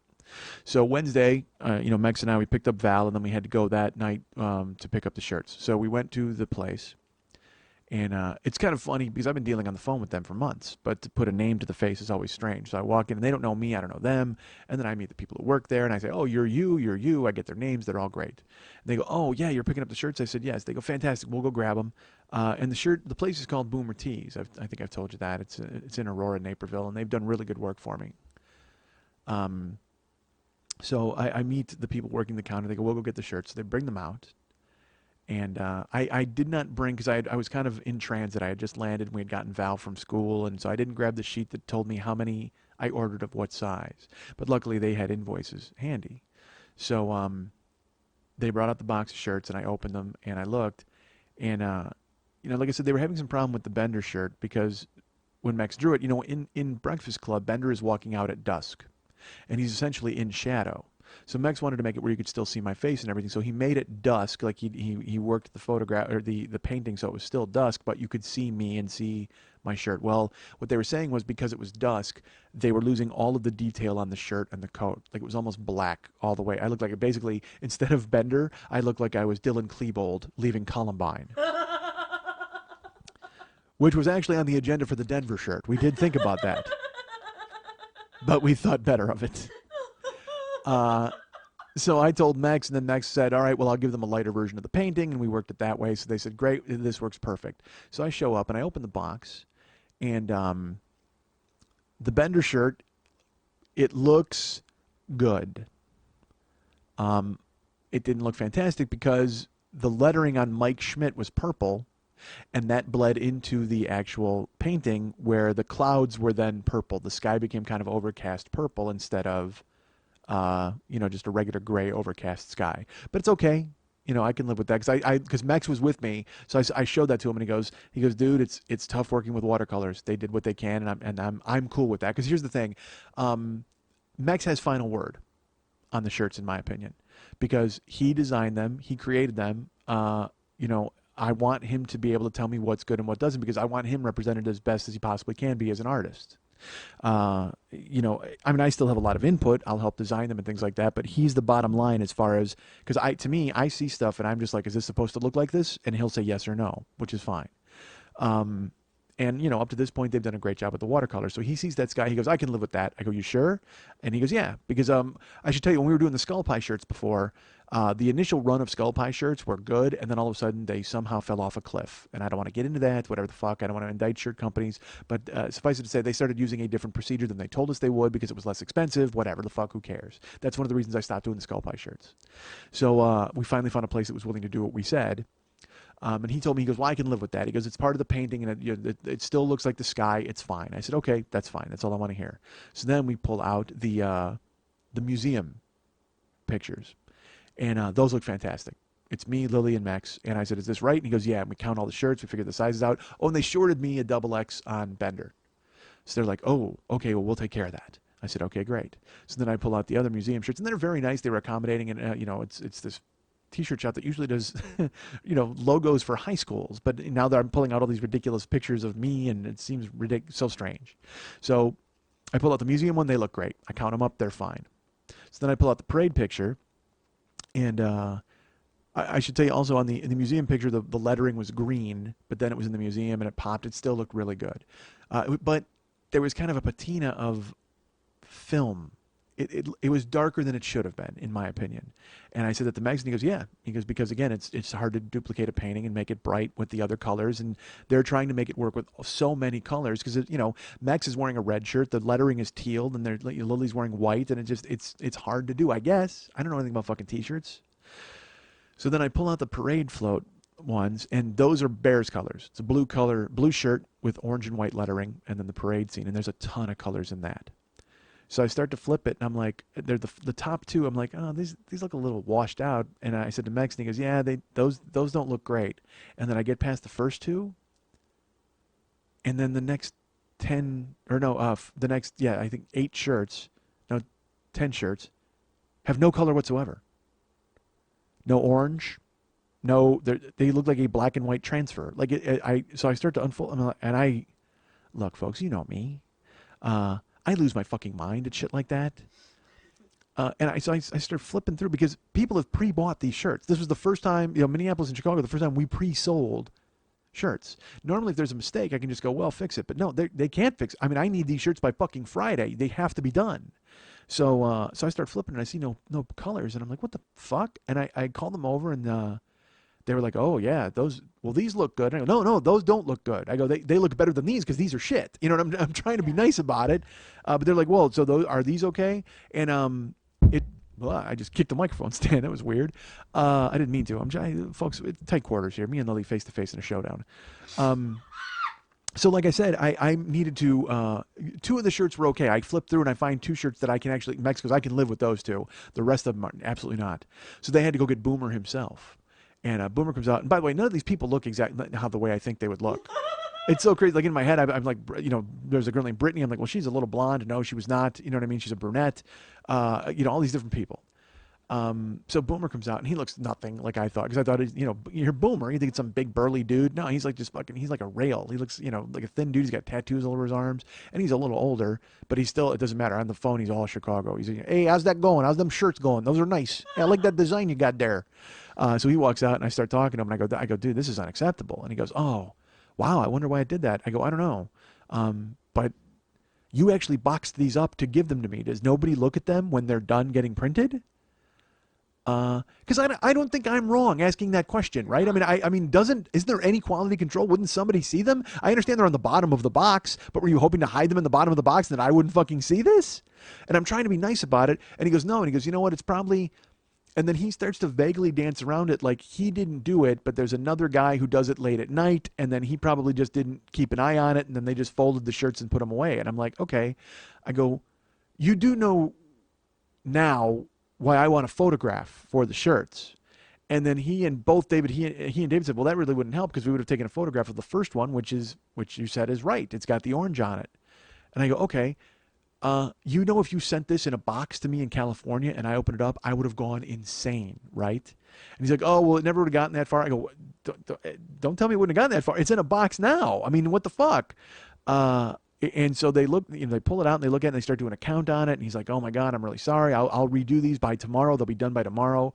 Which I will tell you this though, when they're telling me they'll have them done by the next day, why the fuck is it taking them 3 weeks to do my initial order? Why couldn't, I guess because they're busy and it's, you take orders as they come in, and I guess it's a priority and you bump me to the front, whatever the fuck. I have no idea, but it just seems weird. So I'm apoplectic. You know me, I'm crazy. So of course, now there's something wrong. There's something fucking wrong. And they take the shirts and I take the other shirts and I box them up and I split, and I go to Dave's house. I'm looking at him like, dude, that's crazy. They're going to fix it. And he's trying to calm me the fuck down. And then finally I go in the next day to go pick up the shirts, which was Thursday, and I went by myself. Dave didn't come with me. And I walked in and I flipped through the shirts, and they were perfect. They were gorgeous and orange. They had to redo 12 of them. There were 6 in the box. And it's now 5:30 on Thursday. I need these for the show the next day. And I look at the kid running the counter and I go, there's only 6 shirts. And he goes, well, yeah, that's fine. And I go, no. I needed 12. There's supposed to be 12. And I should tell you, they also put the double X of Bender in there too. They made good on that. But I said, there's 12 shirts. He had to redo 12 shirts. I need 12 shirts. And he goes, oh, why? I mean, you're sure? And he goes, this is the only box back there. And I'm like, fuck. And I'm trying to be calm. So he goes in the back and I go, dude, do me a favor. Find the old shirts. If you find the old shirts, count them. You'll see. I need 12 shirts. He goes, well, are you sure it's 12? I go, count them. So he goes in the back and then he brings somebody else and they're all looking and Boomer's not there because it's late in the day and they're all looking around the fucking place. And they bring out the invoice. He's like, oh yeah, you do need 12. And I go, I got to make a phone call. So I go outside and I called Mex because I was supposed to be home for dinner with the family. And I called him. I go, look, it's going to be some time because they fucked this up. And he's like, what? And I go, dude, I'm supposed to have 12 shirts. There's only 6. I can't even get into it. I'll be there when I get there. I'm very sorry. And I hang up. And I'm in the parking lot trying to calm myself down. Because again, people have prepaid. If they didn't prepay, who fucking cares? I only sell 6 shirts instead of 12, whatever. But people prepaid, so I owe people shirts. So I walk back in, and the kid running the counter, he goes, we fixed it. I go, what do you mean you fixed? You made new shirts? He goes, come here. So there's 6 shirts. Because I picked up, there's shirts stuck to them. They're like stuck together. Like, because I pulled them aside, 6, 1, 2, 3, 4, 5, 6. Well, each one had 2 shirts in it. Oh, they double folded? They double folded them. Oh. So I pull it aside and I'm like, oh. And so I start counting them and there's 12. And I'm like, God damn it, finally. And they were all fine. They were all printed nice. Everything was good. And I just looked at him and I'm like, oh, Jesus Christ. I was going to lose my fucking mind. And the guy's like, I thought I was crazy. Like, I couldn't find him either. The invoice right there. And it's that, because then, when there's a crisis and then it's averted, you're all like, ah, ha, ha, ha. It's like the end of a sitcom in the 80s where everybody laughs and they look up in the sky, ah, ha, ha. Well, what a misunderstanding, Mr. Roper. And that's exactly what it was. I was just like, all right, Mr. Roper, I'm going to take my fucking shirts, get the fuck out of here before something else bad happens, before somebody spills a shake on them or something. And so I grabbed my shirts, I got the fuck out of there. But it took 2 days, but finally the shirts were fine.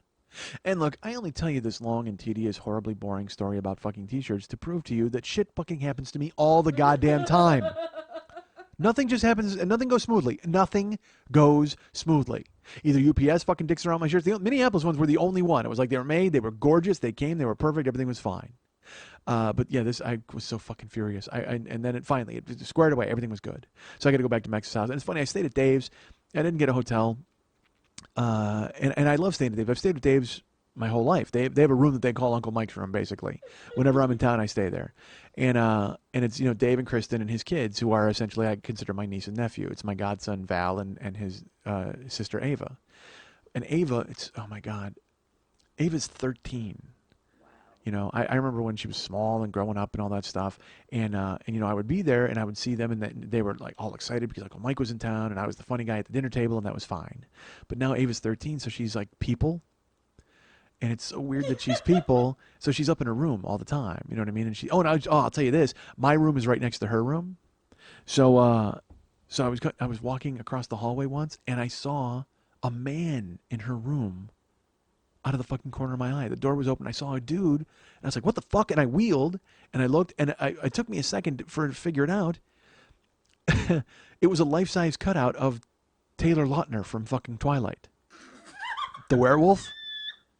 But it's such a perfect likeness, it's amazing. It's a stand-up, one of those cardboard stand-ups from a video store. It looked exactly like him, and from a distance, out of the corner of my eye, I thought there was a man in Ava's room. So it's like, if it would have been dark, I would have just fucking tackled him. I wouldn't have even thought twice. I would have just burst in there and fucking tackled him and beat the shit out of him. But finally I saw him and I was like, what the hell? And I leaned over, and then there's another one. There's like a life-size Justin Bieber in her room too. And I was like, whoa, dude, crazy. So she walked out. I go, those guys scared me. And she starts laughing. I go, I thought those were dudes in your room. That's not good. Keep the door closed. Freaking me out. And then I walk, and it's so funny because there's to use the restroom upstairs, I have to walk past, and she's always up there now, because before she wasn't up there, so I could like fucking just wear a pair of shorts and go in and take a shower. But now I have to, make sure my shirt's on, because I don't want to traumatize her by seeing Uncle Mike with his shirt off. You know what I mean? It's like, I'm being serious, because I don't want to be that cliche. We all know, we all had uncles when we were a kid, and they turned into uncles. You're like, dude, if I would have seen my Uncle Pudge without a shirt on, I wouldn't even be doing the show. I'd be lying on a couch somewhere or in a fucking rubber room, just talking about my Uncle Pudge's nipples to whoever would fucking listen. Jesus Christ. She shouldn't have to go through that. I don't want her to deal with that. Because you know what? If the boy sees me, if the fucking boy sees me without a shirt on, he's just like, Uncle Mike doesn't have a shirt on. But if Ava sees it, it's just like so creepy and horrible. I can't subject her to that. And now it's at the point, and this is totally true, I won't use the bathroom if they're there. I won't shit in the bathroom if the kids are there, because I don't want to be Uncle Mike who ruined the bathroom. You know what I mean? Like that weird cliche. Because we all had grandpas or uncles who would go in and they would fuck up a bowl and they would walk out and they'd be like, ha ha ha, hilarious, enjoy it. And they'd like, maybe shove you in the room and close the door or whatever. They'd laugh or they'd fan it with a newspaper, all that bullshit stuff you see in the movies or stuff you saw, like, because my uncle fed me blue cheese when I was a kid. Like every one of us, he just gave us a sliver of blue cheese just to see our face, and then he just started laughing until he cried. He thought it was fucking hysterical. Well, I don't want to be that dude, man. I mean, I don't want to be. I'm Uncle Mike in name only. I don't want to act like a goddamn uncle. So the last thing I want to do is fucking completely pollute the upstairs bathroom. And then she's got like a friend over for a sleepover, and then they are just, it's just my disgusting uncle. I don't want to be that guy. So yeah, I to the point where I actually considered like going to a restaurant to go use their bathroom. So I didn't I would go to that length to not be an uncle who's just like an uncle cliche. I can't have it happen. I don't want to be Uncle Cliche. Uncle Mike is fine. Be funny at the dinner table and we're all enjoying me there. I don't want to be Uncle Cliche. I cannot be Uncle Cliche. And again, I'm weird. I know I'm a weird dude, but that's fine. That's how it is in my brain. But I won't stay anywhere else. When I'm in Chicago, I'm fucking staying there. It's fantastic. I love seeing them, seeing the kids. And then I was getting ready for the show Friday, and I told Mex, I'm like, dude, I'm going to be no good to you Friday. I'm just going to be figuring stuff out. So I had to be at the theater at Stage 773 by, I said 5:30 or 6 for tech. And I'll tell you this about Stage 773. Jill, who ran it, was really nice. She was really cool. She sent me a contract. I paid to rent it. Everything was fine. And I had asked them, I said, can you, they said, well, we'll sell your tickets through the box office. Then they take a cut of that. And I'm like, no, That's okay. I'll handle my ticket sales through Brown Paper Tickets. And she's like, well, if you do that, we can't promote your show. I said, that's fine. I'll promote my show. I'll do it on Twitter and through Facebook and through the podcast. She's like, all right, well, we can't even list it on the website. Which, whatever the fuck. You got your rules. That's fine. But that just seems like petty bullshit at that point, that you can't take a cut of my ticket. I'm already paying you a flat fee to rent the room. Just now because you can't get a cut of ticket sales. And she's like, no, it's contracts. It's just our arrangement, blah, blah, blah. All that, again, union, who the fuck knows? They always come up with some rule. But that was it. They couldn't promote me. And I said, that's fine. I'll promote it myself. So, and I should tell you this too. When I rented the theater, they have 3 rooms on site. They have one room that holds like 150. They have a room that holds 80. And they have a room that holds 70. And I wanted the room that held 80. Because I was optimistic about coming to Chicago. I'm like, I know people. Maybe I can do well, sell some tickets. And she's like, nah, we can't do that. And I said, well, no, actually, she didn't say that. I wrote her what I wanted and all that. And she goes, great. She goes, you're all set for November 4th in the cabaret room. Well, I didn't want the cabaret room. I wanted the one above it. And so I wrote her and I go, you're telling me I have the cabaret room. I don't want that one. I would like the mid-size room if it's possible. And she's like, no, we can't do that because we don't put stand-up shows in those rooms because people who need a set are in there because it's much larger. And I said, I mean, whatever the fuck. Okay. I said, to me, it's like, I'm going to sell tickets. I mean, what, you're going to have a full house. You said you have a bar, whatever. I just don't understand anything, folks. That's the bottom line. I don't understand fucking rentals or theaters or T-shirts or bullshit. I just want to talk. I want to show up and talk to you people. So I'm like, all right, that's fine. I signed the contract, and they were very professional. Everything was great. I sold tickets. They were online. And I get to Chicago, and this is Wednesday. I get to town. I get an email from a guy who works at the theater. And he tells me, hey, Mike, Jill forwarded me your information about the show this weekend. I just want to let you know that I'm the guy who runs, PR or whatever. So I want to go ahead and put you on the website, and we'll start selling your tickets right now. Just go ahead and give me the information and tell me how much, and then we take this amount and blah, blah, blah. And so I wrote him, and I said, no need. I'm selling my own tickets on the web right now. And then part of me wanted to type a paragraph. Why the fuck are you contacting me 2 days before my show? Now you're going to put the tickets on sale, and now you're going to list me on the... What good do you think that's going to fucking do? Has it been sitting on his desk this long? And then he finally just blew all the dust off. I'm like, whoa, what's this? I got to contact this fucking guy. I mean, I had no fucking clue. So I wrote him, and I was like, yeah. And I go, but I do need to know who the tech person is because I need to find out about the microphone and all the stuff that I got to figure out. And then he wrote me back, and all he said was, fine, here's your tech person. I've copied her, so go ahead and contact her. And again, it just seems so informal and personal. I don't know if I want him to say, have a good show, or, oh, no problem, I didn't understand. I don't know what the fuck I want, folks. You know what? I want people to kiss my ass. That's what I fucking want. So I contacted the tech lady, and she never contacted me back. So I'm like, all right, well, that's going to be fucking weird on Friday when I show up, and they go, oh, there's no microphones or sound. Oh, and by the way, you can't be too loud. And just, what the fuck, some weird rule. So finally Thursday, when I'm dealing with the T-shirt bullshit, she finally calls me. Emily is her name, and she called me. And so I said to her, I go, look, I need a microphone with a round base. She said, great. I said, do you do iPod or CD? She was so accommodating and answered every single question, and I loved her. I was so happy. So Friday we get ready. We go to the show, and the show's in downtown Chicago. So I have to be there between 5:30 and 6 for tech. And Max is like, well, let's leave at 4. I said, that's fine. So, we spirited the kids off to Grandma's house, and we go ahead and hop in the car. And I asked Max if he would drive because I didn't want to drive the old man car down there because I got to get in my headspace for a show. The last thing I need to do is to be thinking about, the 20s. I don't need to break a hip. So he's like, all right, well, I'll drive. So he drove. We went downtown, and we left at 4:20, and then it was 4:30, and then it was 4:45, and then it was 5, and then it was 5:15, and then it was 5:30, and I'm supposed to be there for tech around 5:30. I said, but don't worry about it. As long as I get there by 6, it'll be fine. At 5:30, we're still like fucking 25 miles from the theater because of traffic. And then we're driving, and then we're still driving, and then it's 5:45, and then I send a text to Emily, and I don't hear back, and then I send her another text at 6 o'clock. And I go, look, I'm sorry, I'm still in traffic. She writes me back, don't worry about it, not a problem. So then we're driving, and then we're still in traffic, and we're driving in traffic. And the show's at 7:30. If I mentioned that the show's at 7:30, and I'm supposed to be there around 5:30 and 6 for tech, and the show's at 7:30, and then finally at 6:30, we finally get on the street where the theater is, and then we're looking to park, and we're pulling up, and I finally at 6:40 get out of my car. Show's at 7:30. I get out of the car at 6:40. I haven't even done tech yet. So I walk in, and the theater's pretty much empty. this lobby. There's a bar, and then there's a cashier. There's a woman at the cashier station, and I walk up to her, and I'm carrying my T-shirts. Max is valeting the car, and I walk up to the lady at the cash register, and I go, "Hey, how you doing?" I said, "I have a show here tonight." She goes, "Are you Mike Schmidt?" I said, "Yeah, I am. Thanks." And she goes, "Okay, well, you're in that room right over there." And she points at it. I go, "Great. I have a will call list. Can I leave that with you and you'll check people off?" And she said, "No." I said, "What?" And she goes, "Well, we were told that you were handling ticket sales yourself." I said, "I am. I should tell you this, folks. I found out the morning of the show that the show was sold out. There were no more tickets available. Normally, every theater's been very nice. Phoenix, Portland, everywhere they've been very cool. In Minnesota, they went above and beyond. They will work the door, and they will actually handle walk-up sales for me, and then give me the money afterwards. They'll write down who came in. They're very cool about it. But the good news in Chicago was I didn't need any walk-up sales because the fucking show was sold out. So I gave her I had the list, and I said, "Can you?" She goes, "Well, we were told you were handling your own ticket sales." I said, "I did, and it's sold out. All I need from you is if you could go ahead and just take tickets from people, just some semblance of professionalism where it looks like they have to check in and you check their name off, and then that's fine." And she goes, "No, I can't do that." I said, "Why not?" She said, "Well, it's a contract thing."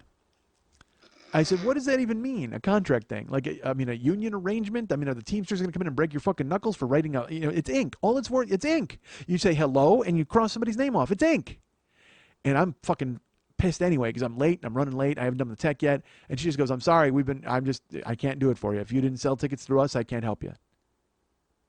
And I go, "So it's just pretty much Lord of the Flies. People will wander in whenever they want." She goes, "Yeah, when they come in, I'll tell them where the room is. And then she goes, 'You know what? Your show's at 7:30. If you want to sit outside and start taking tickets and checking," I go, "No, I'm in the fucking show. I'm the show. I'm not a fucking ticket taker." I'm fine. Forget it. I go, "You know what? Then just let anybody in. I don't give a shit." I go, "People have tickets. No tickets. Just point them. That's fine." And she goes, "Okay." And she goes back to reading her fucking bodice ripper novel. Sitting in an empty fucking lobby. Furious. So I fucking go over. I walk in, and I walk in the space, and it says it seats 70. And it's a funky space. It was really cool, but Jesus, I'm like, there's no way you're going to get 70 fucking people in here. There might be 70 chairs, but not going to be fucking comfortable. There was bench seating and other chairs. It was real nice because they had just renovated it, but it looked so small to me, like so fucking small. But I was okay because I like an intimate space. That's what I want. And I don't mind if people are right on top of me. That's fine. But it just, when I walked in, because I'm worried, because it's funny, I had friends who wanted to come who missed buying tickets. They wrote me and they're like, "Dude, it's sold out." I go, "I know, I told you." I go, "If you want to come and hang out at the bar, and then once people are seated," because that's one of the things I wanted a will call person for, because they could check everybody. If I knew how many seats I could have, I could seat other people. But now I fucking can't. So I told my friend, I go, "Just come down." I go, "You know what? If you just come down, hang out at the bar, and then try to slip in, we'll get you in, and we'll figure it out." But I go, "The problem is, I have to wait till everybody who bought a ticket is seated. I can have somebody who drove from fucking Kentucky not sitting down because I want my buddy in there. It doesn't make any sense." He's like, "All right, cool." So I walk in, and Max is there with Kristen, and they were actually going to go kill time, but finally we're so close to showtime, they're just going to hang out. So I reserved tables for them. I reserved tables for my friends who were coming, and so they could all. I just wanted them to be able to sit together. And they had bought tickets. It wasn't whatever the fuck.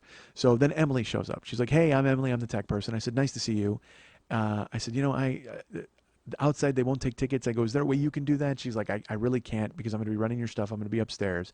She goes, "But what I can do is I'll announce that the house is being seated. I'll go out and tell them 5 minutes." I said, She said, "I'll do all of that, but I can't take tickets." I go, That's fine as long as they know the show is going to start." So then Emily and I run tech, and let me tell you something, folks. As unhelpful as the fucking woman at the cash register was, Emily, I want to hire her to come on the road with me.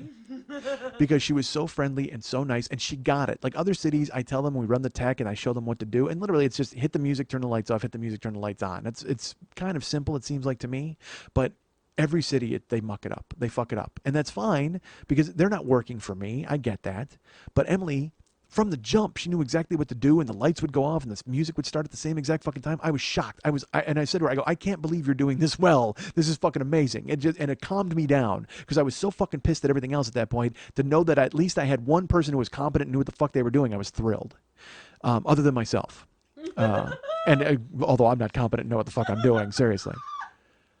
So then she was very cool about it. She was going to help me out, and then I went in the back, and I had a dressing room, and then people started to file in, and I could hear them, and she kept coming back and going, "Hey, we'll give you a time, we'll give you this, when you go, and I'll arrange it," and that was fine with me. Again, whatever she could take off my plate was fine, because I got to tell you something, folks. I booked this show and I was excited because finally, David was going to get to see it. He's heard it. He heard I recorded it in San Francisco and sent it to him. But I was excited he was going to finally see it. And I was super excited that, my friends were going to come and I was going to do the show in Chicago, and it was a homecoming, whatever the fuck you want to call it. But another truth, though, is I was scared out of my fucking mind. Out of my mind. I'm scared every time I do the show. Minneapolis, Portland, wherever I'm going. I worry about it. Just because I want it to go well. I mean, I obviously want it to go well. And also, I never know how it's going to be received because it's kind of the same as what I do here, but it's different. And I'm in the room and it's immediate. And I think I'm funny and I can get immediate feedback from people. I like doing that, and I like when you're there and it's just a different animal. And I'm always worried about it. But Chicago, I was probably doubly worried, triply worried, if triply is a word. Did I make up a word? I think I did. Because people I knew were going to be there. Not just the people who grew up, because the people who grew up with me, look, they know me, all right? So they're predisposed to like me and whatever I do. They're going to pretend, at least to my face, that they enjoyed it, and then they can get in a car and drive home and go, Jesus Christ, what the fuck is Mike doing? You know what I mean? Which is fine. I mean, they love me anyway. I've known them for fucking 30 years. But there were other people coming to the show who also have known me that long, but aren't predisposed to give me the benefit of the doubt. They knew me in school, and they haven't seen me since, and they just know that I'm a comic. But my friend Jimmy O went ahead. He's one of the UN of Evil. Jimmy O put this show on our old high school's Facebook page. Oh, Jesus. To tell people that I was coming to town. And he was gung-ho. He was really excited because he saw the show in Denver. And then he told me about that. And I said, Jimmy, that's cool.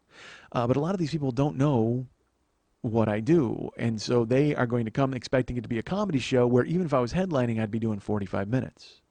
Well, to ask these people who've never fucking seen me to come and sit in a room with me for over 2 hours as I tell stories about people they know, quite frankly.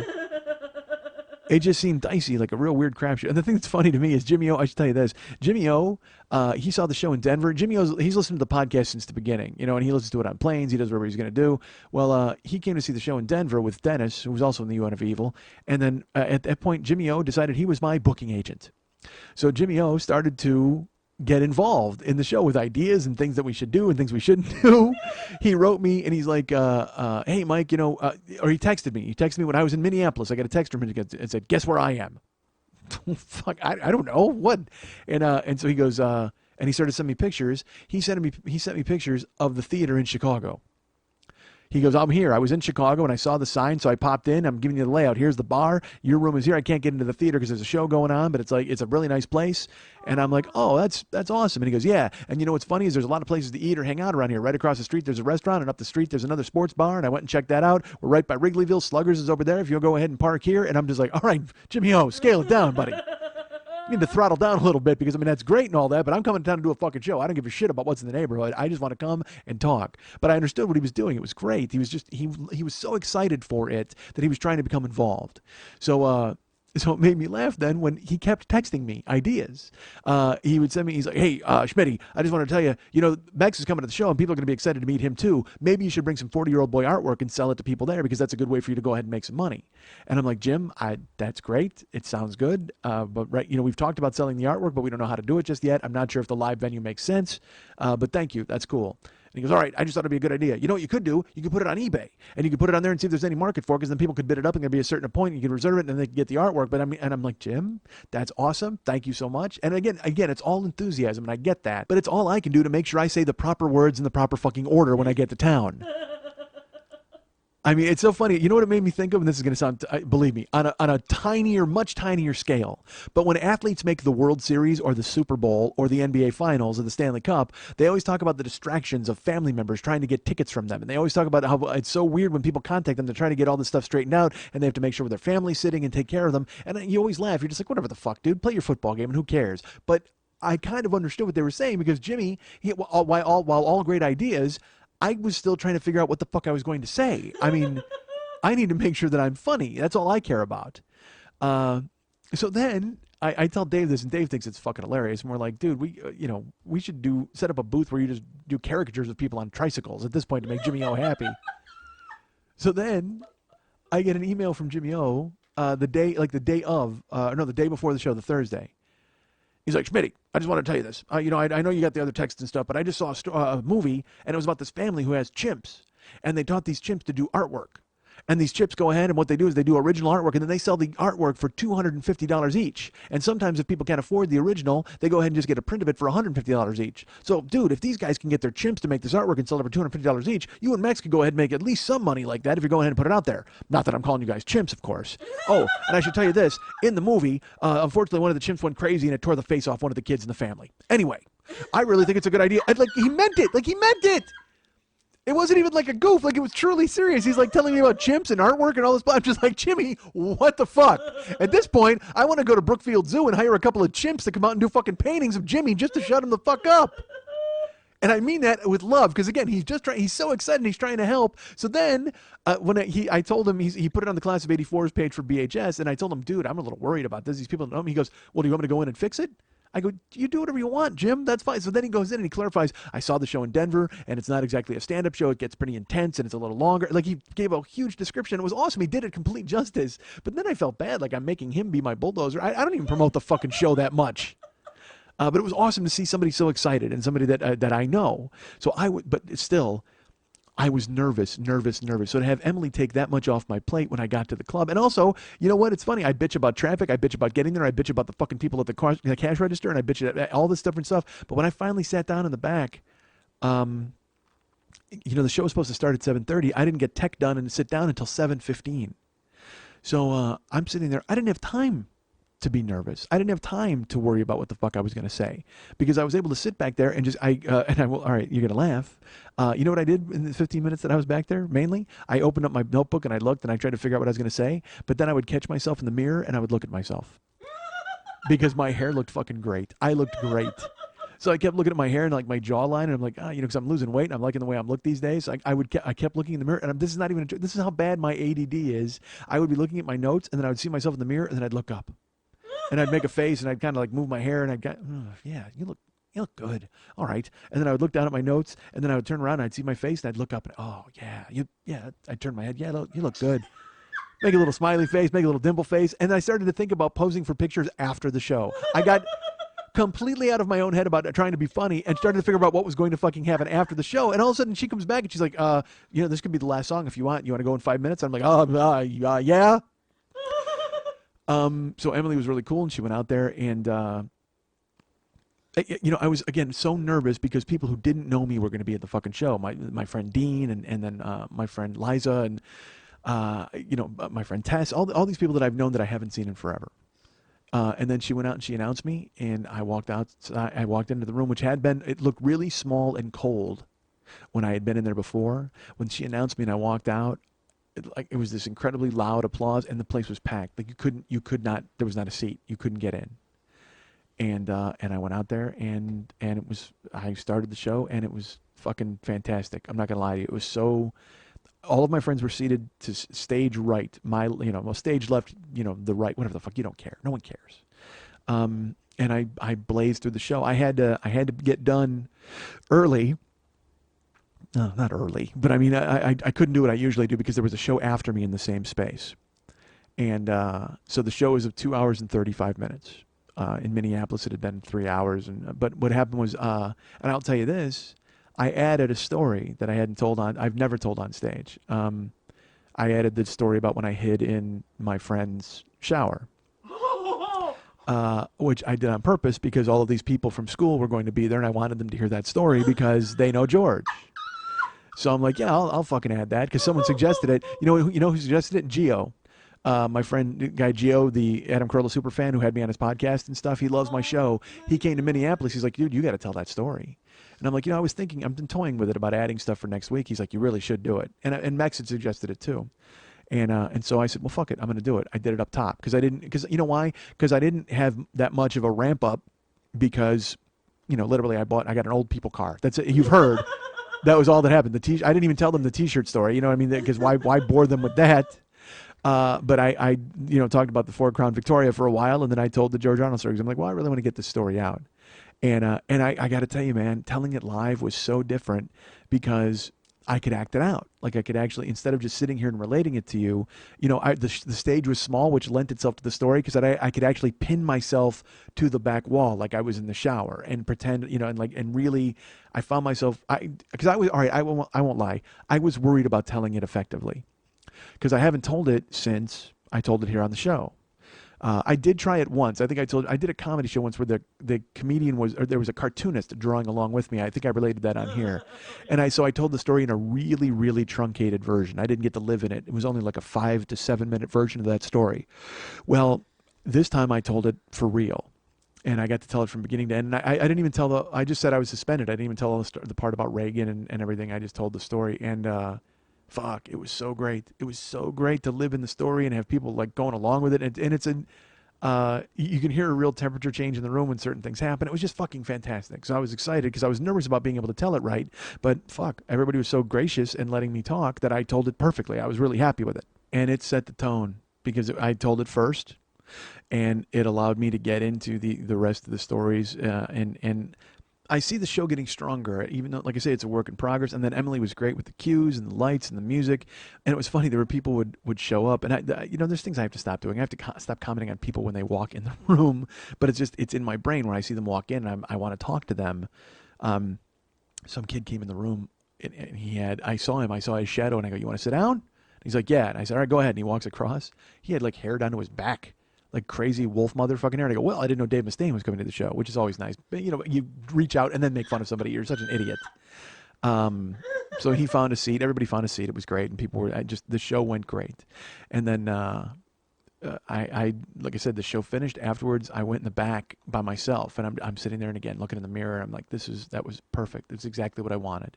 So I walked outside and I got the shirts and I set up. I had, T-shirts to sell. And, but it was more about meeting people and taking pictures and things like that. And fans waited in line and they were very nice. I met everybody and shook hands. And I can't thank them enough for coming. I was so thrilled. People drove from fucking Kentucky. Someone came from Texas. Someone came from, they came from Indiana and all over the place. A guy named Tim. I think, did I mention Tim on here already? He was a big dude and he was just, he was the guy. Yeah, he's the guy. Did I talk about how a guy said he lets his son listen, but then when I talked about hookers or whatever, he turns it off? Yeah, okay, yeah. So I met Tim, and I met a ton of people. So everybody was great. And again, names escape me, and I apologize, folks, because I meet people, and that's great. I'm glad you came. And then afterwards, my friends were there, which was really amazing. So they all came over, and there were friends, people that I hadn't seen in a long time. And this was really weird. My buddy Dean comes over. Now, I know Dean from school, but we didn't really hang out. It was like we all kind of interacted, but I had a group. Everybody has a group. And Dean wasn't in my group. So he came and I met his wife. She was really nice. And I said, was it okay? And he goes, "Yeah, man, it was great." Because, because I was worried it was too long. I was worried about all sorts of stuff for people who've never seen me. And Dean goes, "Well, I knew," I go, "Yeah, I told, one of those stories." And he goes, "Well, I knew the first story that you told about George, but I didn't know that." And in my head, I'm like, how the fuck does he know the story about George? Because he wasn't in my group. Like, how did he? And so I didn't ask him how he knew it, but then I'm like, is it out there? Like, are people telling other people that fucking story? I don't know. I'll find out eventually. But so he said he knew that, and it was so that was great. Met him and his wife. I met Liza. I saw Liza, and then Gene and Lisa came out to the show, which was really cool. These are people all I went to school with, and then the UN of Evil was there. I mean, most of them anyway. No Dennis and no Ock, but everybody else was there, and. I tell you guys, I do these shows city to city, and I go out and I do the show, and it's important to me to meet all of you because you support me, and I want to hear genuinely what you thought about it. Not just a kudos fest. I don't need you to blow me the whole fucking time, but I mean, I still need to know how you felt about it because, again, I'm trying to make it work, and I'm trying to make it good for people who not only know who I am and what I do, but people who don't. So to meet my friends, and they hadn't seen me or whatever, and like you said, they're predisposed to like me, but they were nice. And every time I'm in, inevitably people go away. Everybody disappears, and I'm standing there at the end of the night with nothing to do, and I have a hole to fill, as I've told you over and over. Well, it was good in Chicago because nobody went away, and it was just me and my 15 friends, and we went out. We found a bar. Jimmy O. I don't know if I told you, Jimmy O knew exactly where everything was. So we walked up the street and we hung out in a bar. It was just me and my 15 friends, and I say in every town I go to, I fill this hole where I meet you guys and everything's great, but then at the end of it, I got the hole to fill, and I wound up filling it with food. or I wind up filling it with fucking candy, or I wind up filling it with Vice, or I wind up filling it with, fucking strippers, whatever I can fill it with, I try to. And that includes you people, because I mean, that's why I will hang out, because you always think that I'm, you're bothering me or whatever by posing for pictures. No, fuck that. You're doing me a favor when you hang out with me. You're doing me the favor by meeting me and taking a photo with me and getting a shirt or doing whatever, just telling me what you think or telling me you like the show or even just saying hello. That helps me because you fill the fucking hole that I have inside of me. That's you people are human spackle. Do you get that? That's who you are. That's right. Every single one of you. I look in your face and I know all of you, and Dave who came, and William, and Mary, and everyone else who came to the show. You guys are human spackle. And unfortunately, it wears off. It's fine. You spackle the hole while I'm in that city, and then by the next time I'm on the plane, the hole is fucking empty, and I need to fucking fill it again. And every city I go to, that's what I try to do. But in Chicago, I didn't need human spackle. I didn't have to fill it with candy or food or strippers. Because the hole was filled with love. Because the people that I've known the longest and mean the most to me in the world came out and saw me do what I do best. And on a night that I did it better than I may have ever done it. And I was so excited and so happy to have them there. And we went out and hung out afterwards. And then I wound up back at Mex's house. So I didn't have to go to an empty hotel room. You see what I'm saying? It's like I got to go back and be with Dave and then watch TV and eat pizza and be 13-year-old me again. I mean, it's like, and it's so funny because that's what it gets back to. Honestly, I'm just trying to be 13-year-old me again. But I want to have grown-up me success and money. But I want to have enough success and money so I'm a grown-up who gets to be 13-year-old me all the goddamn time. And is that hole ever going to be fucking filled? The human spackle? No, it's not. I mean, that's what I continue trying to jam it and fill it and do what I can. And so every time I come to your city, please know, folks, I need you to do that. I need you to come to the shows, and you're not bothering me in any way. Because I've had people write me emails that are like, I'm really sorry to bother you. I'm sorry the length. You're never bothering me. Come up to me, talk to me, tell me what you think. If you got a criticism or you want to talk about it, I'm willing to talk or discuss anything with anybody. I just want to hear from you. I love taking pictures. I love meeting you because it helps me more than it helps you. The only thing that I need to tell all of you at any point, if you want to meet me, you want to talk to me, any of that, please, by all means, make sure there's seafood available. That's it. Because I meet you and I fill the hole with love, I fill the hole with strippers, I fill the hole with candy. The only time that the hole inside of me is ever fully packed and filled, the only time I've ever satiated besides love, is when it's filled with shrimp. And that still holds true today. As long as you have seafood, you can tell me whatever you want. You can bother me, you can sit me down. As long as you stuff me to the gills with flounder, I am happy to listen to you and engage you in conversation. That's what I do. I can be easily bought off with any food that comes from the ocean. You guys can get me at Mike@MikeSchmidtComedy.com. You guys can be my friend at Facebook.com/the40-year-old-boy. You can follow me at Twitter.com/the40-year-old-boy. Do all of those things. Why not? Involve yourself into my electronic life. Take a peek through my virtual window and let me poke you in your virtual eye. Let's do it. Our friend David Hernandez does all of the music and all of the artwork for the show. He is truly a Renaissance man, talented in so many areas. He is my great friend, and he is an asset. He is the main asset of this show, I would say. I can talk all I want, but without the photos and the music, who cares? Who's listening? Nobody. You guys are taking a powder. Did you hear my throat catch there? You can find David in many different places. Go to Facebook.com/David Mex Hernandez and be his friend there. Please, I say. But if you would like to commission him to do some artwork, first of all, you can go to his website, artbydmh.com, ARTBYDMH.com, and check out all of the stuff he has on display. And you can hire him to do personal work for you, custom work in watercolors or oils or human blood. Whatever you need him to paint with, he will be happy to do it. If the price is right, he is a mercenary, like all of us are, as all of us are. So go to artbydmh.com, check out the cool stuff that he's got on display there. You can buy some pre-existing works, or you can commission him to do some other work, some natural work, some original work. He's happy to do it. Get with him and negotiate a price, and you will be happy to have your den your den lighted up with a bright neon painting of Kraven the Hunter, because that's what he likes to do. Any Spider-Man villain, he will step right up to the forefront and do it. As long as the price is right. Don't try to get any free pictures of Mysterio. All right. Go to artbydmh.com. Go to facebook.com/DavidMexHernandez. Contact him to be your friend or to do some artwork for you. Our friend Ryan Dirks does all of the web work for this show. You can go to facebook.com/Ryan Dirks and find him, or you can go to ryandirks.littleprofiles.com and check out what I would assume to be his little profile, right? I would hope so.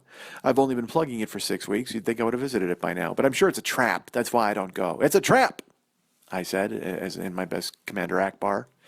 Lily Von Stupp is the producer of this show, and unfortunately I could not make it work with her this week, but I will be back with her next week. She is off in Boston and Cambridge doing all sorts of neat stuff. She may be back in town. Actually, she's back now doing the teas because it's Monday night as I record this for you. You can be her friend at facebook.com/Lily Von Stupp. You can follow her at several different Twitter accounts, twitter.com/Lily Von Stupp, twitter.com/MNTs, and twitter.com/HollywoodBQFest. And I understand there's going to be a Hollywood Burlesque Festival. And once I know all about it, I will let you guys know about it. But if you'd like to write Lily a personal note, and ask her about the Hollywood Burlesque Festival, because why would you want to hear it from an idiot like me? You go ahead and write her at lily@burlesque411.com. That's Lily, Lili, at burlesque411.com.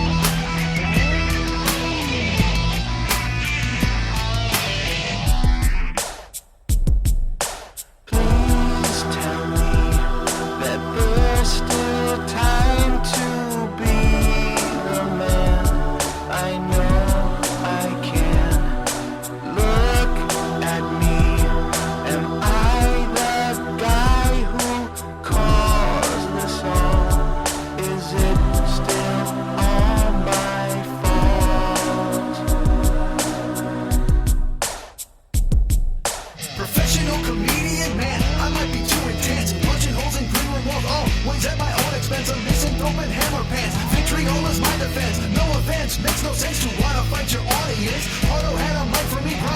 For all that industry, what's always not funny?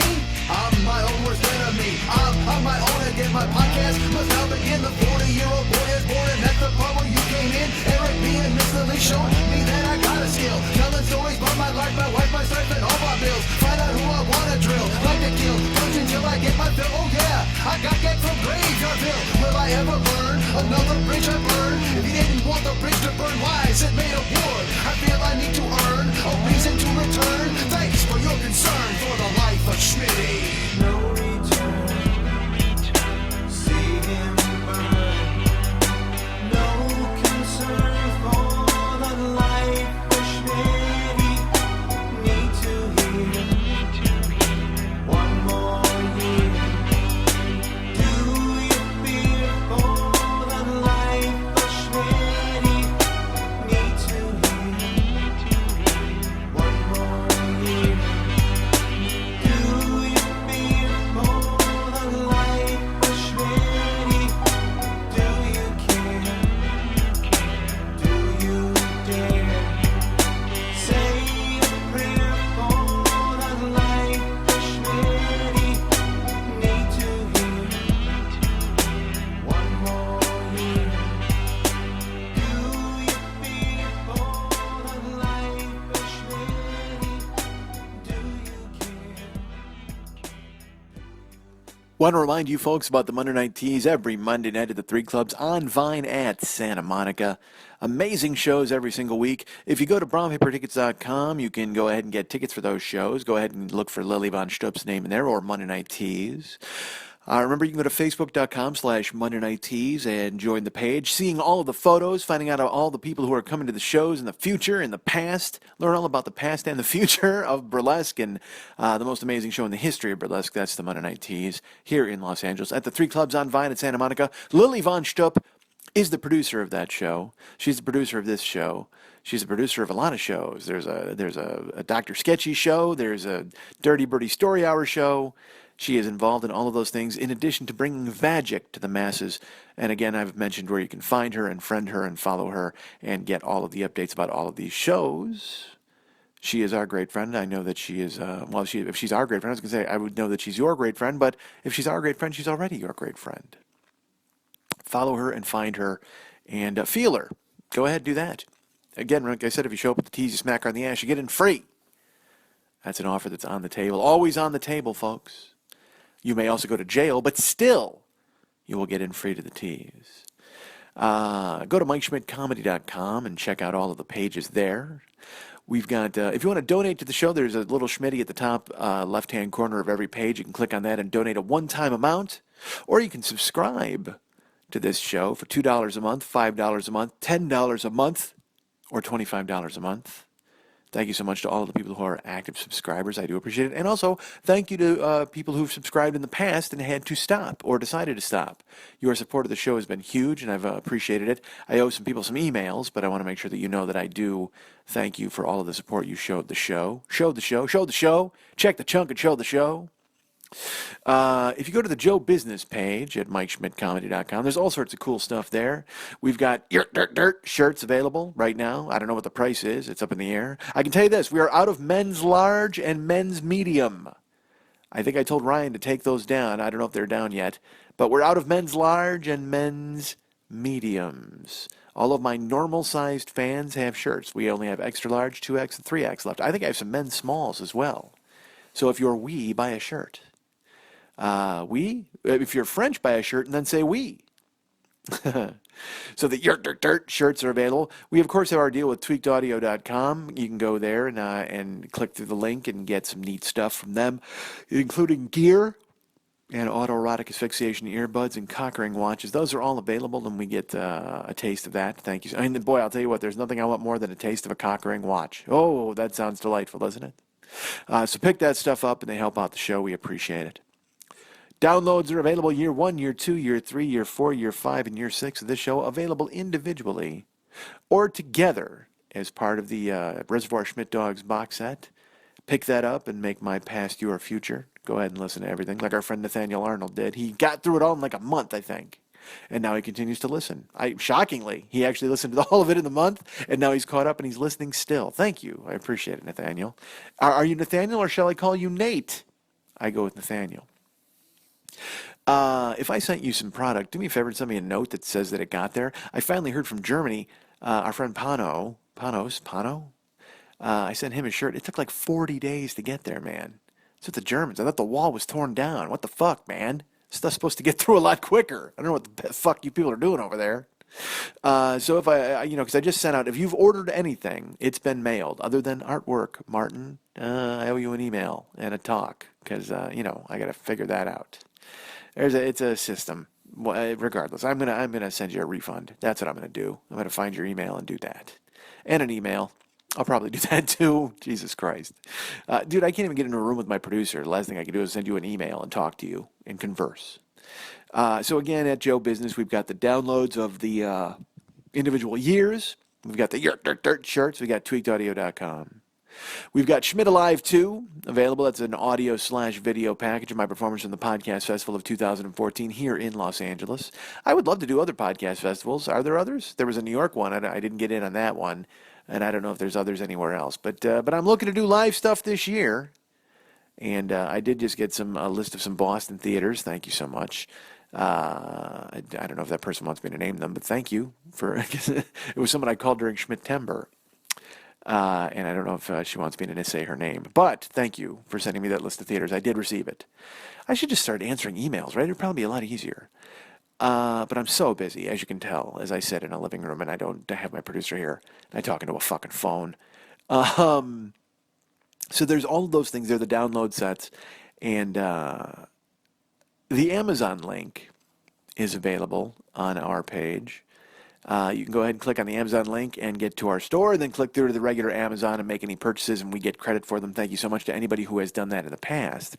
And I want to tie that into talking to some people here. Here's something I did this week that I haven't done in a while. I have a P.O. box, folks. If you want to send me anything and you want the P.O. box, go ahead and contact me, and I will give it to you. I hesitate to put out my email, or I'm sorry, my P.O. box on this show, because I put my email out on this show, and I have wound up on, I'm not kidding, I've got to be on 50 mailing lists at this point, and I get probably 80 to 100 pieces of junk mail into the MikeSchmidtComedy.com account every day. I don't have diabetes, and I don't plan on getting it anytime soon. I don't want to go to Ashley Madison. I don't need drug rehab. I don't know why you people keep sending me these things, and by people I mean robots. But some cock signed me up for all of these lists, and now I wind up getting all this fucking email, so I have to delete it. So I can't give out the P.O. box on the air here. But if you want to send me something via the P.O. box, contact me, and I'm happy to send it to you, and I will see all the cool stuff that arrives. Now, I should tell you this. I don't check the P.O. box as often as I should, because it doesn't exactly fill up. I mean, I know when someone has asked me for the address, I know that eventually I should check it. But even that slips my mind occasionally, because I'm very busy at home answering emails, so I can't get to the post office to check that out. However, this week I did go to the P.O. box, and lo and behold, there was a lot of stuff in there. Let's talk about it here from the beginning. Here is a card I received from our friend Hannah. Hannah Frostman sent me a Christmas card. Thank you so much, Hannah. You were very nice. She is engaged to be married, and she's getting married in England. And I don't think she wants me to attend, but she did say that maybe I could do a show in England. And I agree with you, Hannah. Perhaps I could. Maybe I could tie it into your wedding. Maybe I could do a show at your wedding and ruin that day for you for the rest of your life. But Hannah's a good friend, and so thank you, Hannah. I do appreciate the Christmas card. Here's another Christmas card I got from, Larry Larson. Listener Larry Larson, and a lot of L's in his family. I don't want to say his family's name because I don't know if he wants me to. But thank you, Larry, for including me. Larry, I went to school with. I went to Bolingbrook High School with our good friend Larry. And he's become a listener to the show, and which is always amazing to me when I hear from anybody. I like my friend Rich Balsitas, who wrote me last week, and he's like, I should tell you this, my friend Rich Balsitas, I went to high school with, and he just came on board last year. So I got an email from him, and it just said rape cookies, And that was the header, and I went, oh, dude, I don't want to open this because this will be where I lose Rich. And look, I love Rich, and I don't, but I don't know his line. I mean, I haven't seen the guy in fucking 30 years other than at the reunion. So in my head, I'm like, oh, dude, is rape cookies, am I going to get scolded? Because the question mark is what threw me. Rape cookies? Like, he was going to go, I was with you all along, and then this happened, and, I have daughters, and oh, fuck, I didn't know what to expect. So then I opened it up, and he's like, I almost choked to death laughing, you fucker. And I'm like, good, that's all I needed to hear. That's fine. Even if the rest of the email was like, I'm quitting, I wouldn't have cared. The first sentence was more than enough for me. So thank you, Rich, for your nice email, and thank you, Larry Larson, for your Christmas card. Hey, look, another Christmas card here from, now look, this is our good friend Chuck Hudspeth. And Chuck is, he owns the dog who I put up, if you don't buy things from MikeSchmidtComedy.com, we will shoot this dog. It was the gorgeous, really cute dog he sent me a photo of. And the dog is right here on the Christmas card, of course, along with a couple of lovely daughters of Chuck Hudspeth. Now, Chuck is also involved with me in a kind of a super secret project. Chuck, don't think I've forgotten. That's going to happen relatively soon. But I just want you to know that unless you're backing out, you could back out, I suppose. But thank you for your Christmas card, and thank you for your willingness to participate in the super secret project. And I will let you know when it's a go. All right. God damn, this is so weird. How weird is it to send out these personal messages on this fucking national show? So ridiculous. Here is a credit card. No, it's a Christmas card. And it is I will tell you who's on the Christmas card. It's Merry Christmas from Sienna, Charlie, Geist, Stash, and Sugar. And I know what you're thinking, Mike, when did you get on the Christmas card list for a brothel? No. Sienna, Charlie, Geist, Stash, and Sugar are ferrets. Or weasels, or monsters. I think just monsters. But our friend Diane, who is the keeper, the queen of the monsters, she is the keeper of them, literally has a Christmas card, and her ferrets are on it. Sienna, Charlie, Geist, Stash, and Sugar. And they are not to be confused with Sierra, Hawaii, Indigo, Education, Larry, David. No? Is that Shield? I don't know. I can't remember. I know there's Whiskey Tango Foxtrot. All right, so Sienna, Charlie, Geist, Stash, and Sugar are on Diane's Christmas card. Thank you, Diane, for that. That was nice of you to send me a Christmas card. And by the way, again, this will tell you just how long it's been since I checked. We are in February, and these are the Christmas cards, including this one here from my good friend, should I say his last name? I'll just say Matt. Our friends Matt and Jenny sent me a card. Thank you so much, Matt. I do appreciate it very much. And also photos. Matt, Jenny, and Rumi is a cat. I think it might be Rumi or it might be Rummy. I don't know. But it's photos from them and also a Christmas card. And he had handwritten a little note in here wishing me and Lily both a very happy holiday season and thanking me for a fantastic year of entertainment. I don't know what he was listening to. I mean, but good for him. I'm glad I fooled him into thinking that there was a fantastic year of entertainment. Thank you so much for these Christmas cards, everybody. That's very nice of you. And Merry Christmas to all of you in March. Is it March yet? It's February? But thank you. I finally got around to checking my P.O. box and finding those. I also checked and found this. It's a cord. Here, can you hear that as I tap it on the phone? It is it's a cord from our good friend Alan Miller. It's an audio jack, because he was saying that this would help with the recording, because we were having problems with the clicking for a while, and actually, I guess in the last couple of weeks at Lily's, it's reared its ugly head again. I can't say I guess. Last week we lost like 8 minutes of audio again to the clicking, and which is something that we're trying to analyze and figure out. But I have this thing from Alan. I will see if this means anything. I don't think it will, quite frankly. Alan was very nice to send it because I told him I'm not the tech guy, and he said, "Look, I'm just going to throw it away, so I'll send it to you." And I said, "Of course, Alan. I'm here for your garbage." But it was very nice of him to send that. And also, Alan, I should tell you this, he uses our Amazon link. He's used our Amazon link for a ton of stuff since Christmas, he said, including guitar pedals and sex toys, which is a great name for a band. So thank you, Alan, for sending me this neat thing, and I'll see if it works once I go and visit Lily. And thank you for using our Amazon link. Again, if you want to use our Amazon link, go to the Joe Business page, and right there in front of Little Schmitty, there's a click-through on Amazon, and go to the store and use it and get us some stuff. Or buy some stuff for you, I should say, and we get credit for it. Now, I will throw this out there as the reason I went to the P.O. box was because I was told specifically by someone who listens to the show that they were sending something there. And usually, like I said, when somebody tells me something's coming, I will make sure to pay attention.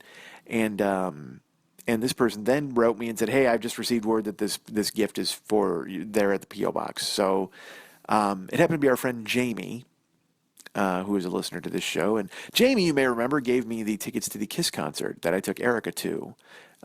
She was a season ticket holder for the Kiss, the LA Kiss football team. So Jamie sent me a gift from Amazon.com. So she used our Amazon link and purchased me a gift that she sent to me. It's a box, and I got it home, and I'm like, dude, what could this box possibly be? I didn't know. I wasn't sure. But I opened it up, and it made me laugh, but also made me very happy for a few reasons. But I will tell you this. Jamie bought me a rice cooker from Amazon.com because, as you all know, I had a rice cooker. It was one of my cherished possessions. And then in the purge of 2013, it was lost to the ages as my butler showed up and took that and my Monty Python DVDs, and that was all. So she sent me a rice cooker. She's like, it's about time that you this one up getting replaced. And it was amazing for me to open that up and find it because I love rice and I love rice cookers, and I just never even thought, it's one of those things I've always meant to replace, like I always meant to get myself one, and I never did. And then all of a sudden to open the box and find one from her, it was really kind of neat. And so thank you, Jamie. That was really great of you to think of me and to send that here. And it was a stunning coincidence because as you listen to this, I am in Wisconsin with the lovely Jill, the woman I love, and just 3 days probably before Jamie said that she was sending me something, Jill texted me that she bought a rice cooker in Wisconsin. And I could not believe it when I opened the box from Jamie because literally, I mean, Jill and I, this is our West Coast place, and then we have our Midwest place, which is Jill's. And so she was going to have the rice cooker there, and I was so excited to go there. I'm there this week, and we're going to try the rice cooker. And then sure enough, on Saturday, a few days just before I leave, I open it up. I got a rice cooker here. Fuck, how great is that? Dude, fucking, I'm a bi-coastal rice cooker dude. How great. It's just the best, courtesy of Jamie and Jill. Jamie and Jill have made me a bi-coastal rice cooker dude. God damn it. I couldn't ask for anything better. I couldn't be happier. And Alan Miller sent me like a cord of some sort, and I've got a stack of fucking Christmas cards. Things are looking up for 2015, folks. I mean, sure, I'm trying to find bankruptcy attorneys, and I'm hiding one step ahead of the law. Well, I don't know about the law. They're not chasing me yet, but the government and certainly everybody else. And I got to get everything else taken care of and spend a lot of dough, but still, fuck, unbelievable. I am, if nothing else, if I bring anything to the table, I am a bi-coastal rice cooker dude, courtesy of Jamie and Jill. Thank you so much. And Jill and I are going to just, Jill, it was so funny. I texted her that Jamie sent the rice cooker, and Jill's just like, whoa, rice wars. Like, that was her first thought. And I'm like, dude, that is the greatest thing ever. She's got to bring the Midwest rice cooker out here to the West Coast for like playoff battles, and then I'll bring mine out there. Dude, it's going to be great, head to head, and see if mine works differently in the Midwest and hers works. Because like, it'll be like a road trip, like a team on a fucking road trip.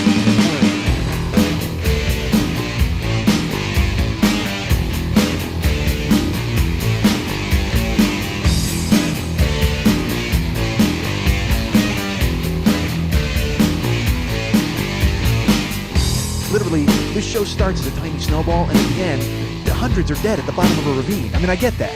Believe me, if there's any show in the history of the world that does not need to be transcribed for posterity, it's this one. I like when nobody can see the seams. I like when I'm able to kind of just, fly with the bees wherever. When I have to actually stop the bees and ask for directions, that's not fun. I just like unleashing the bees, but when the bees have to stop in mid-flight and we all have to kind of look at each other and bust out a fucking map, that's not fun at all. I want to saddle up these bees and ride, goddammit!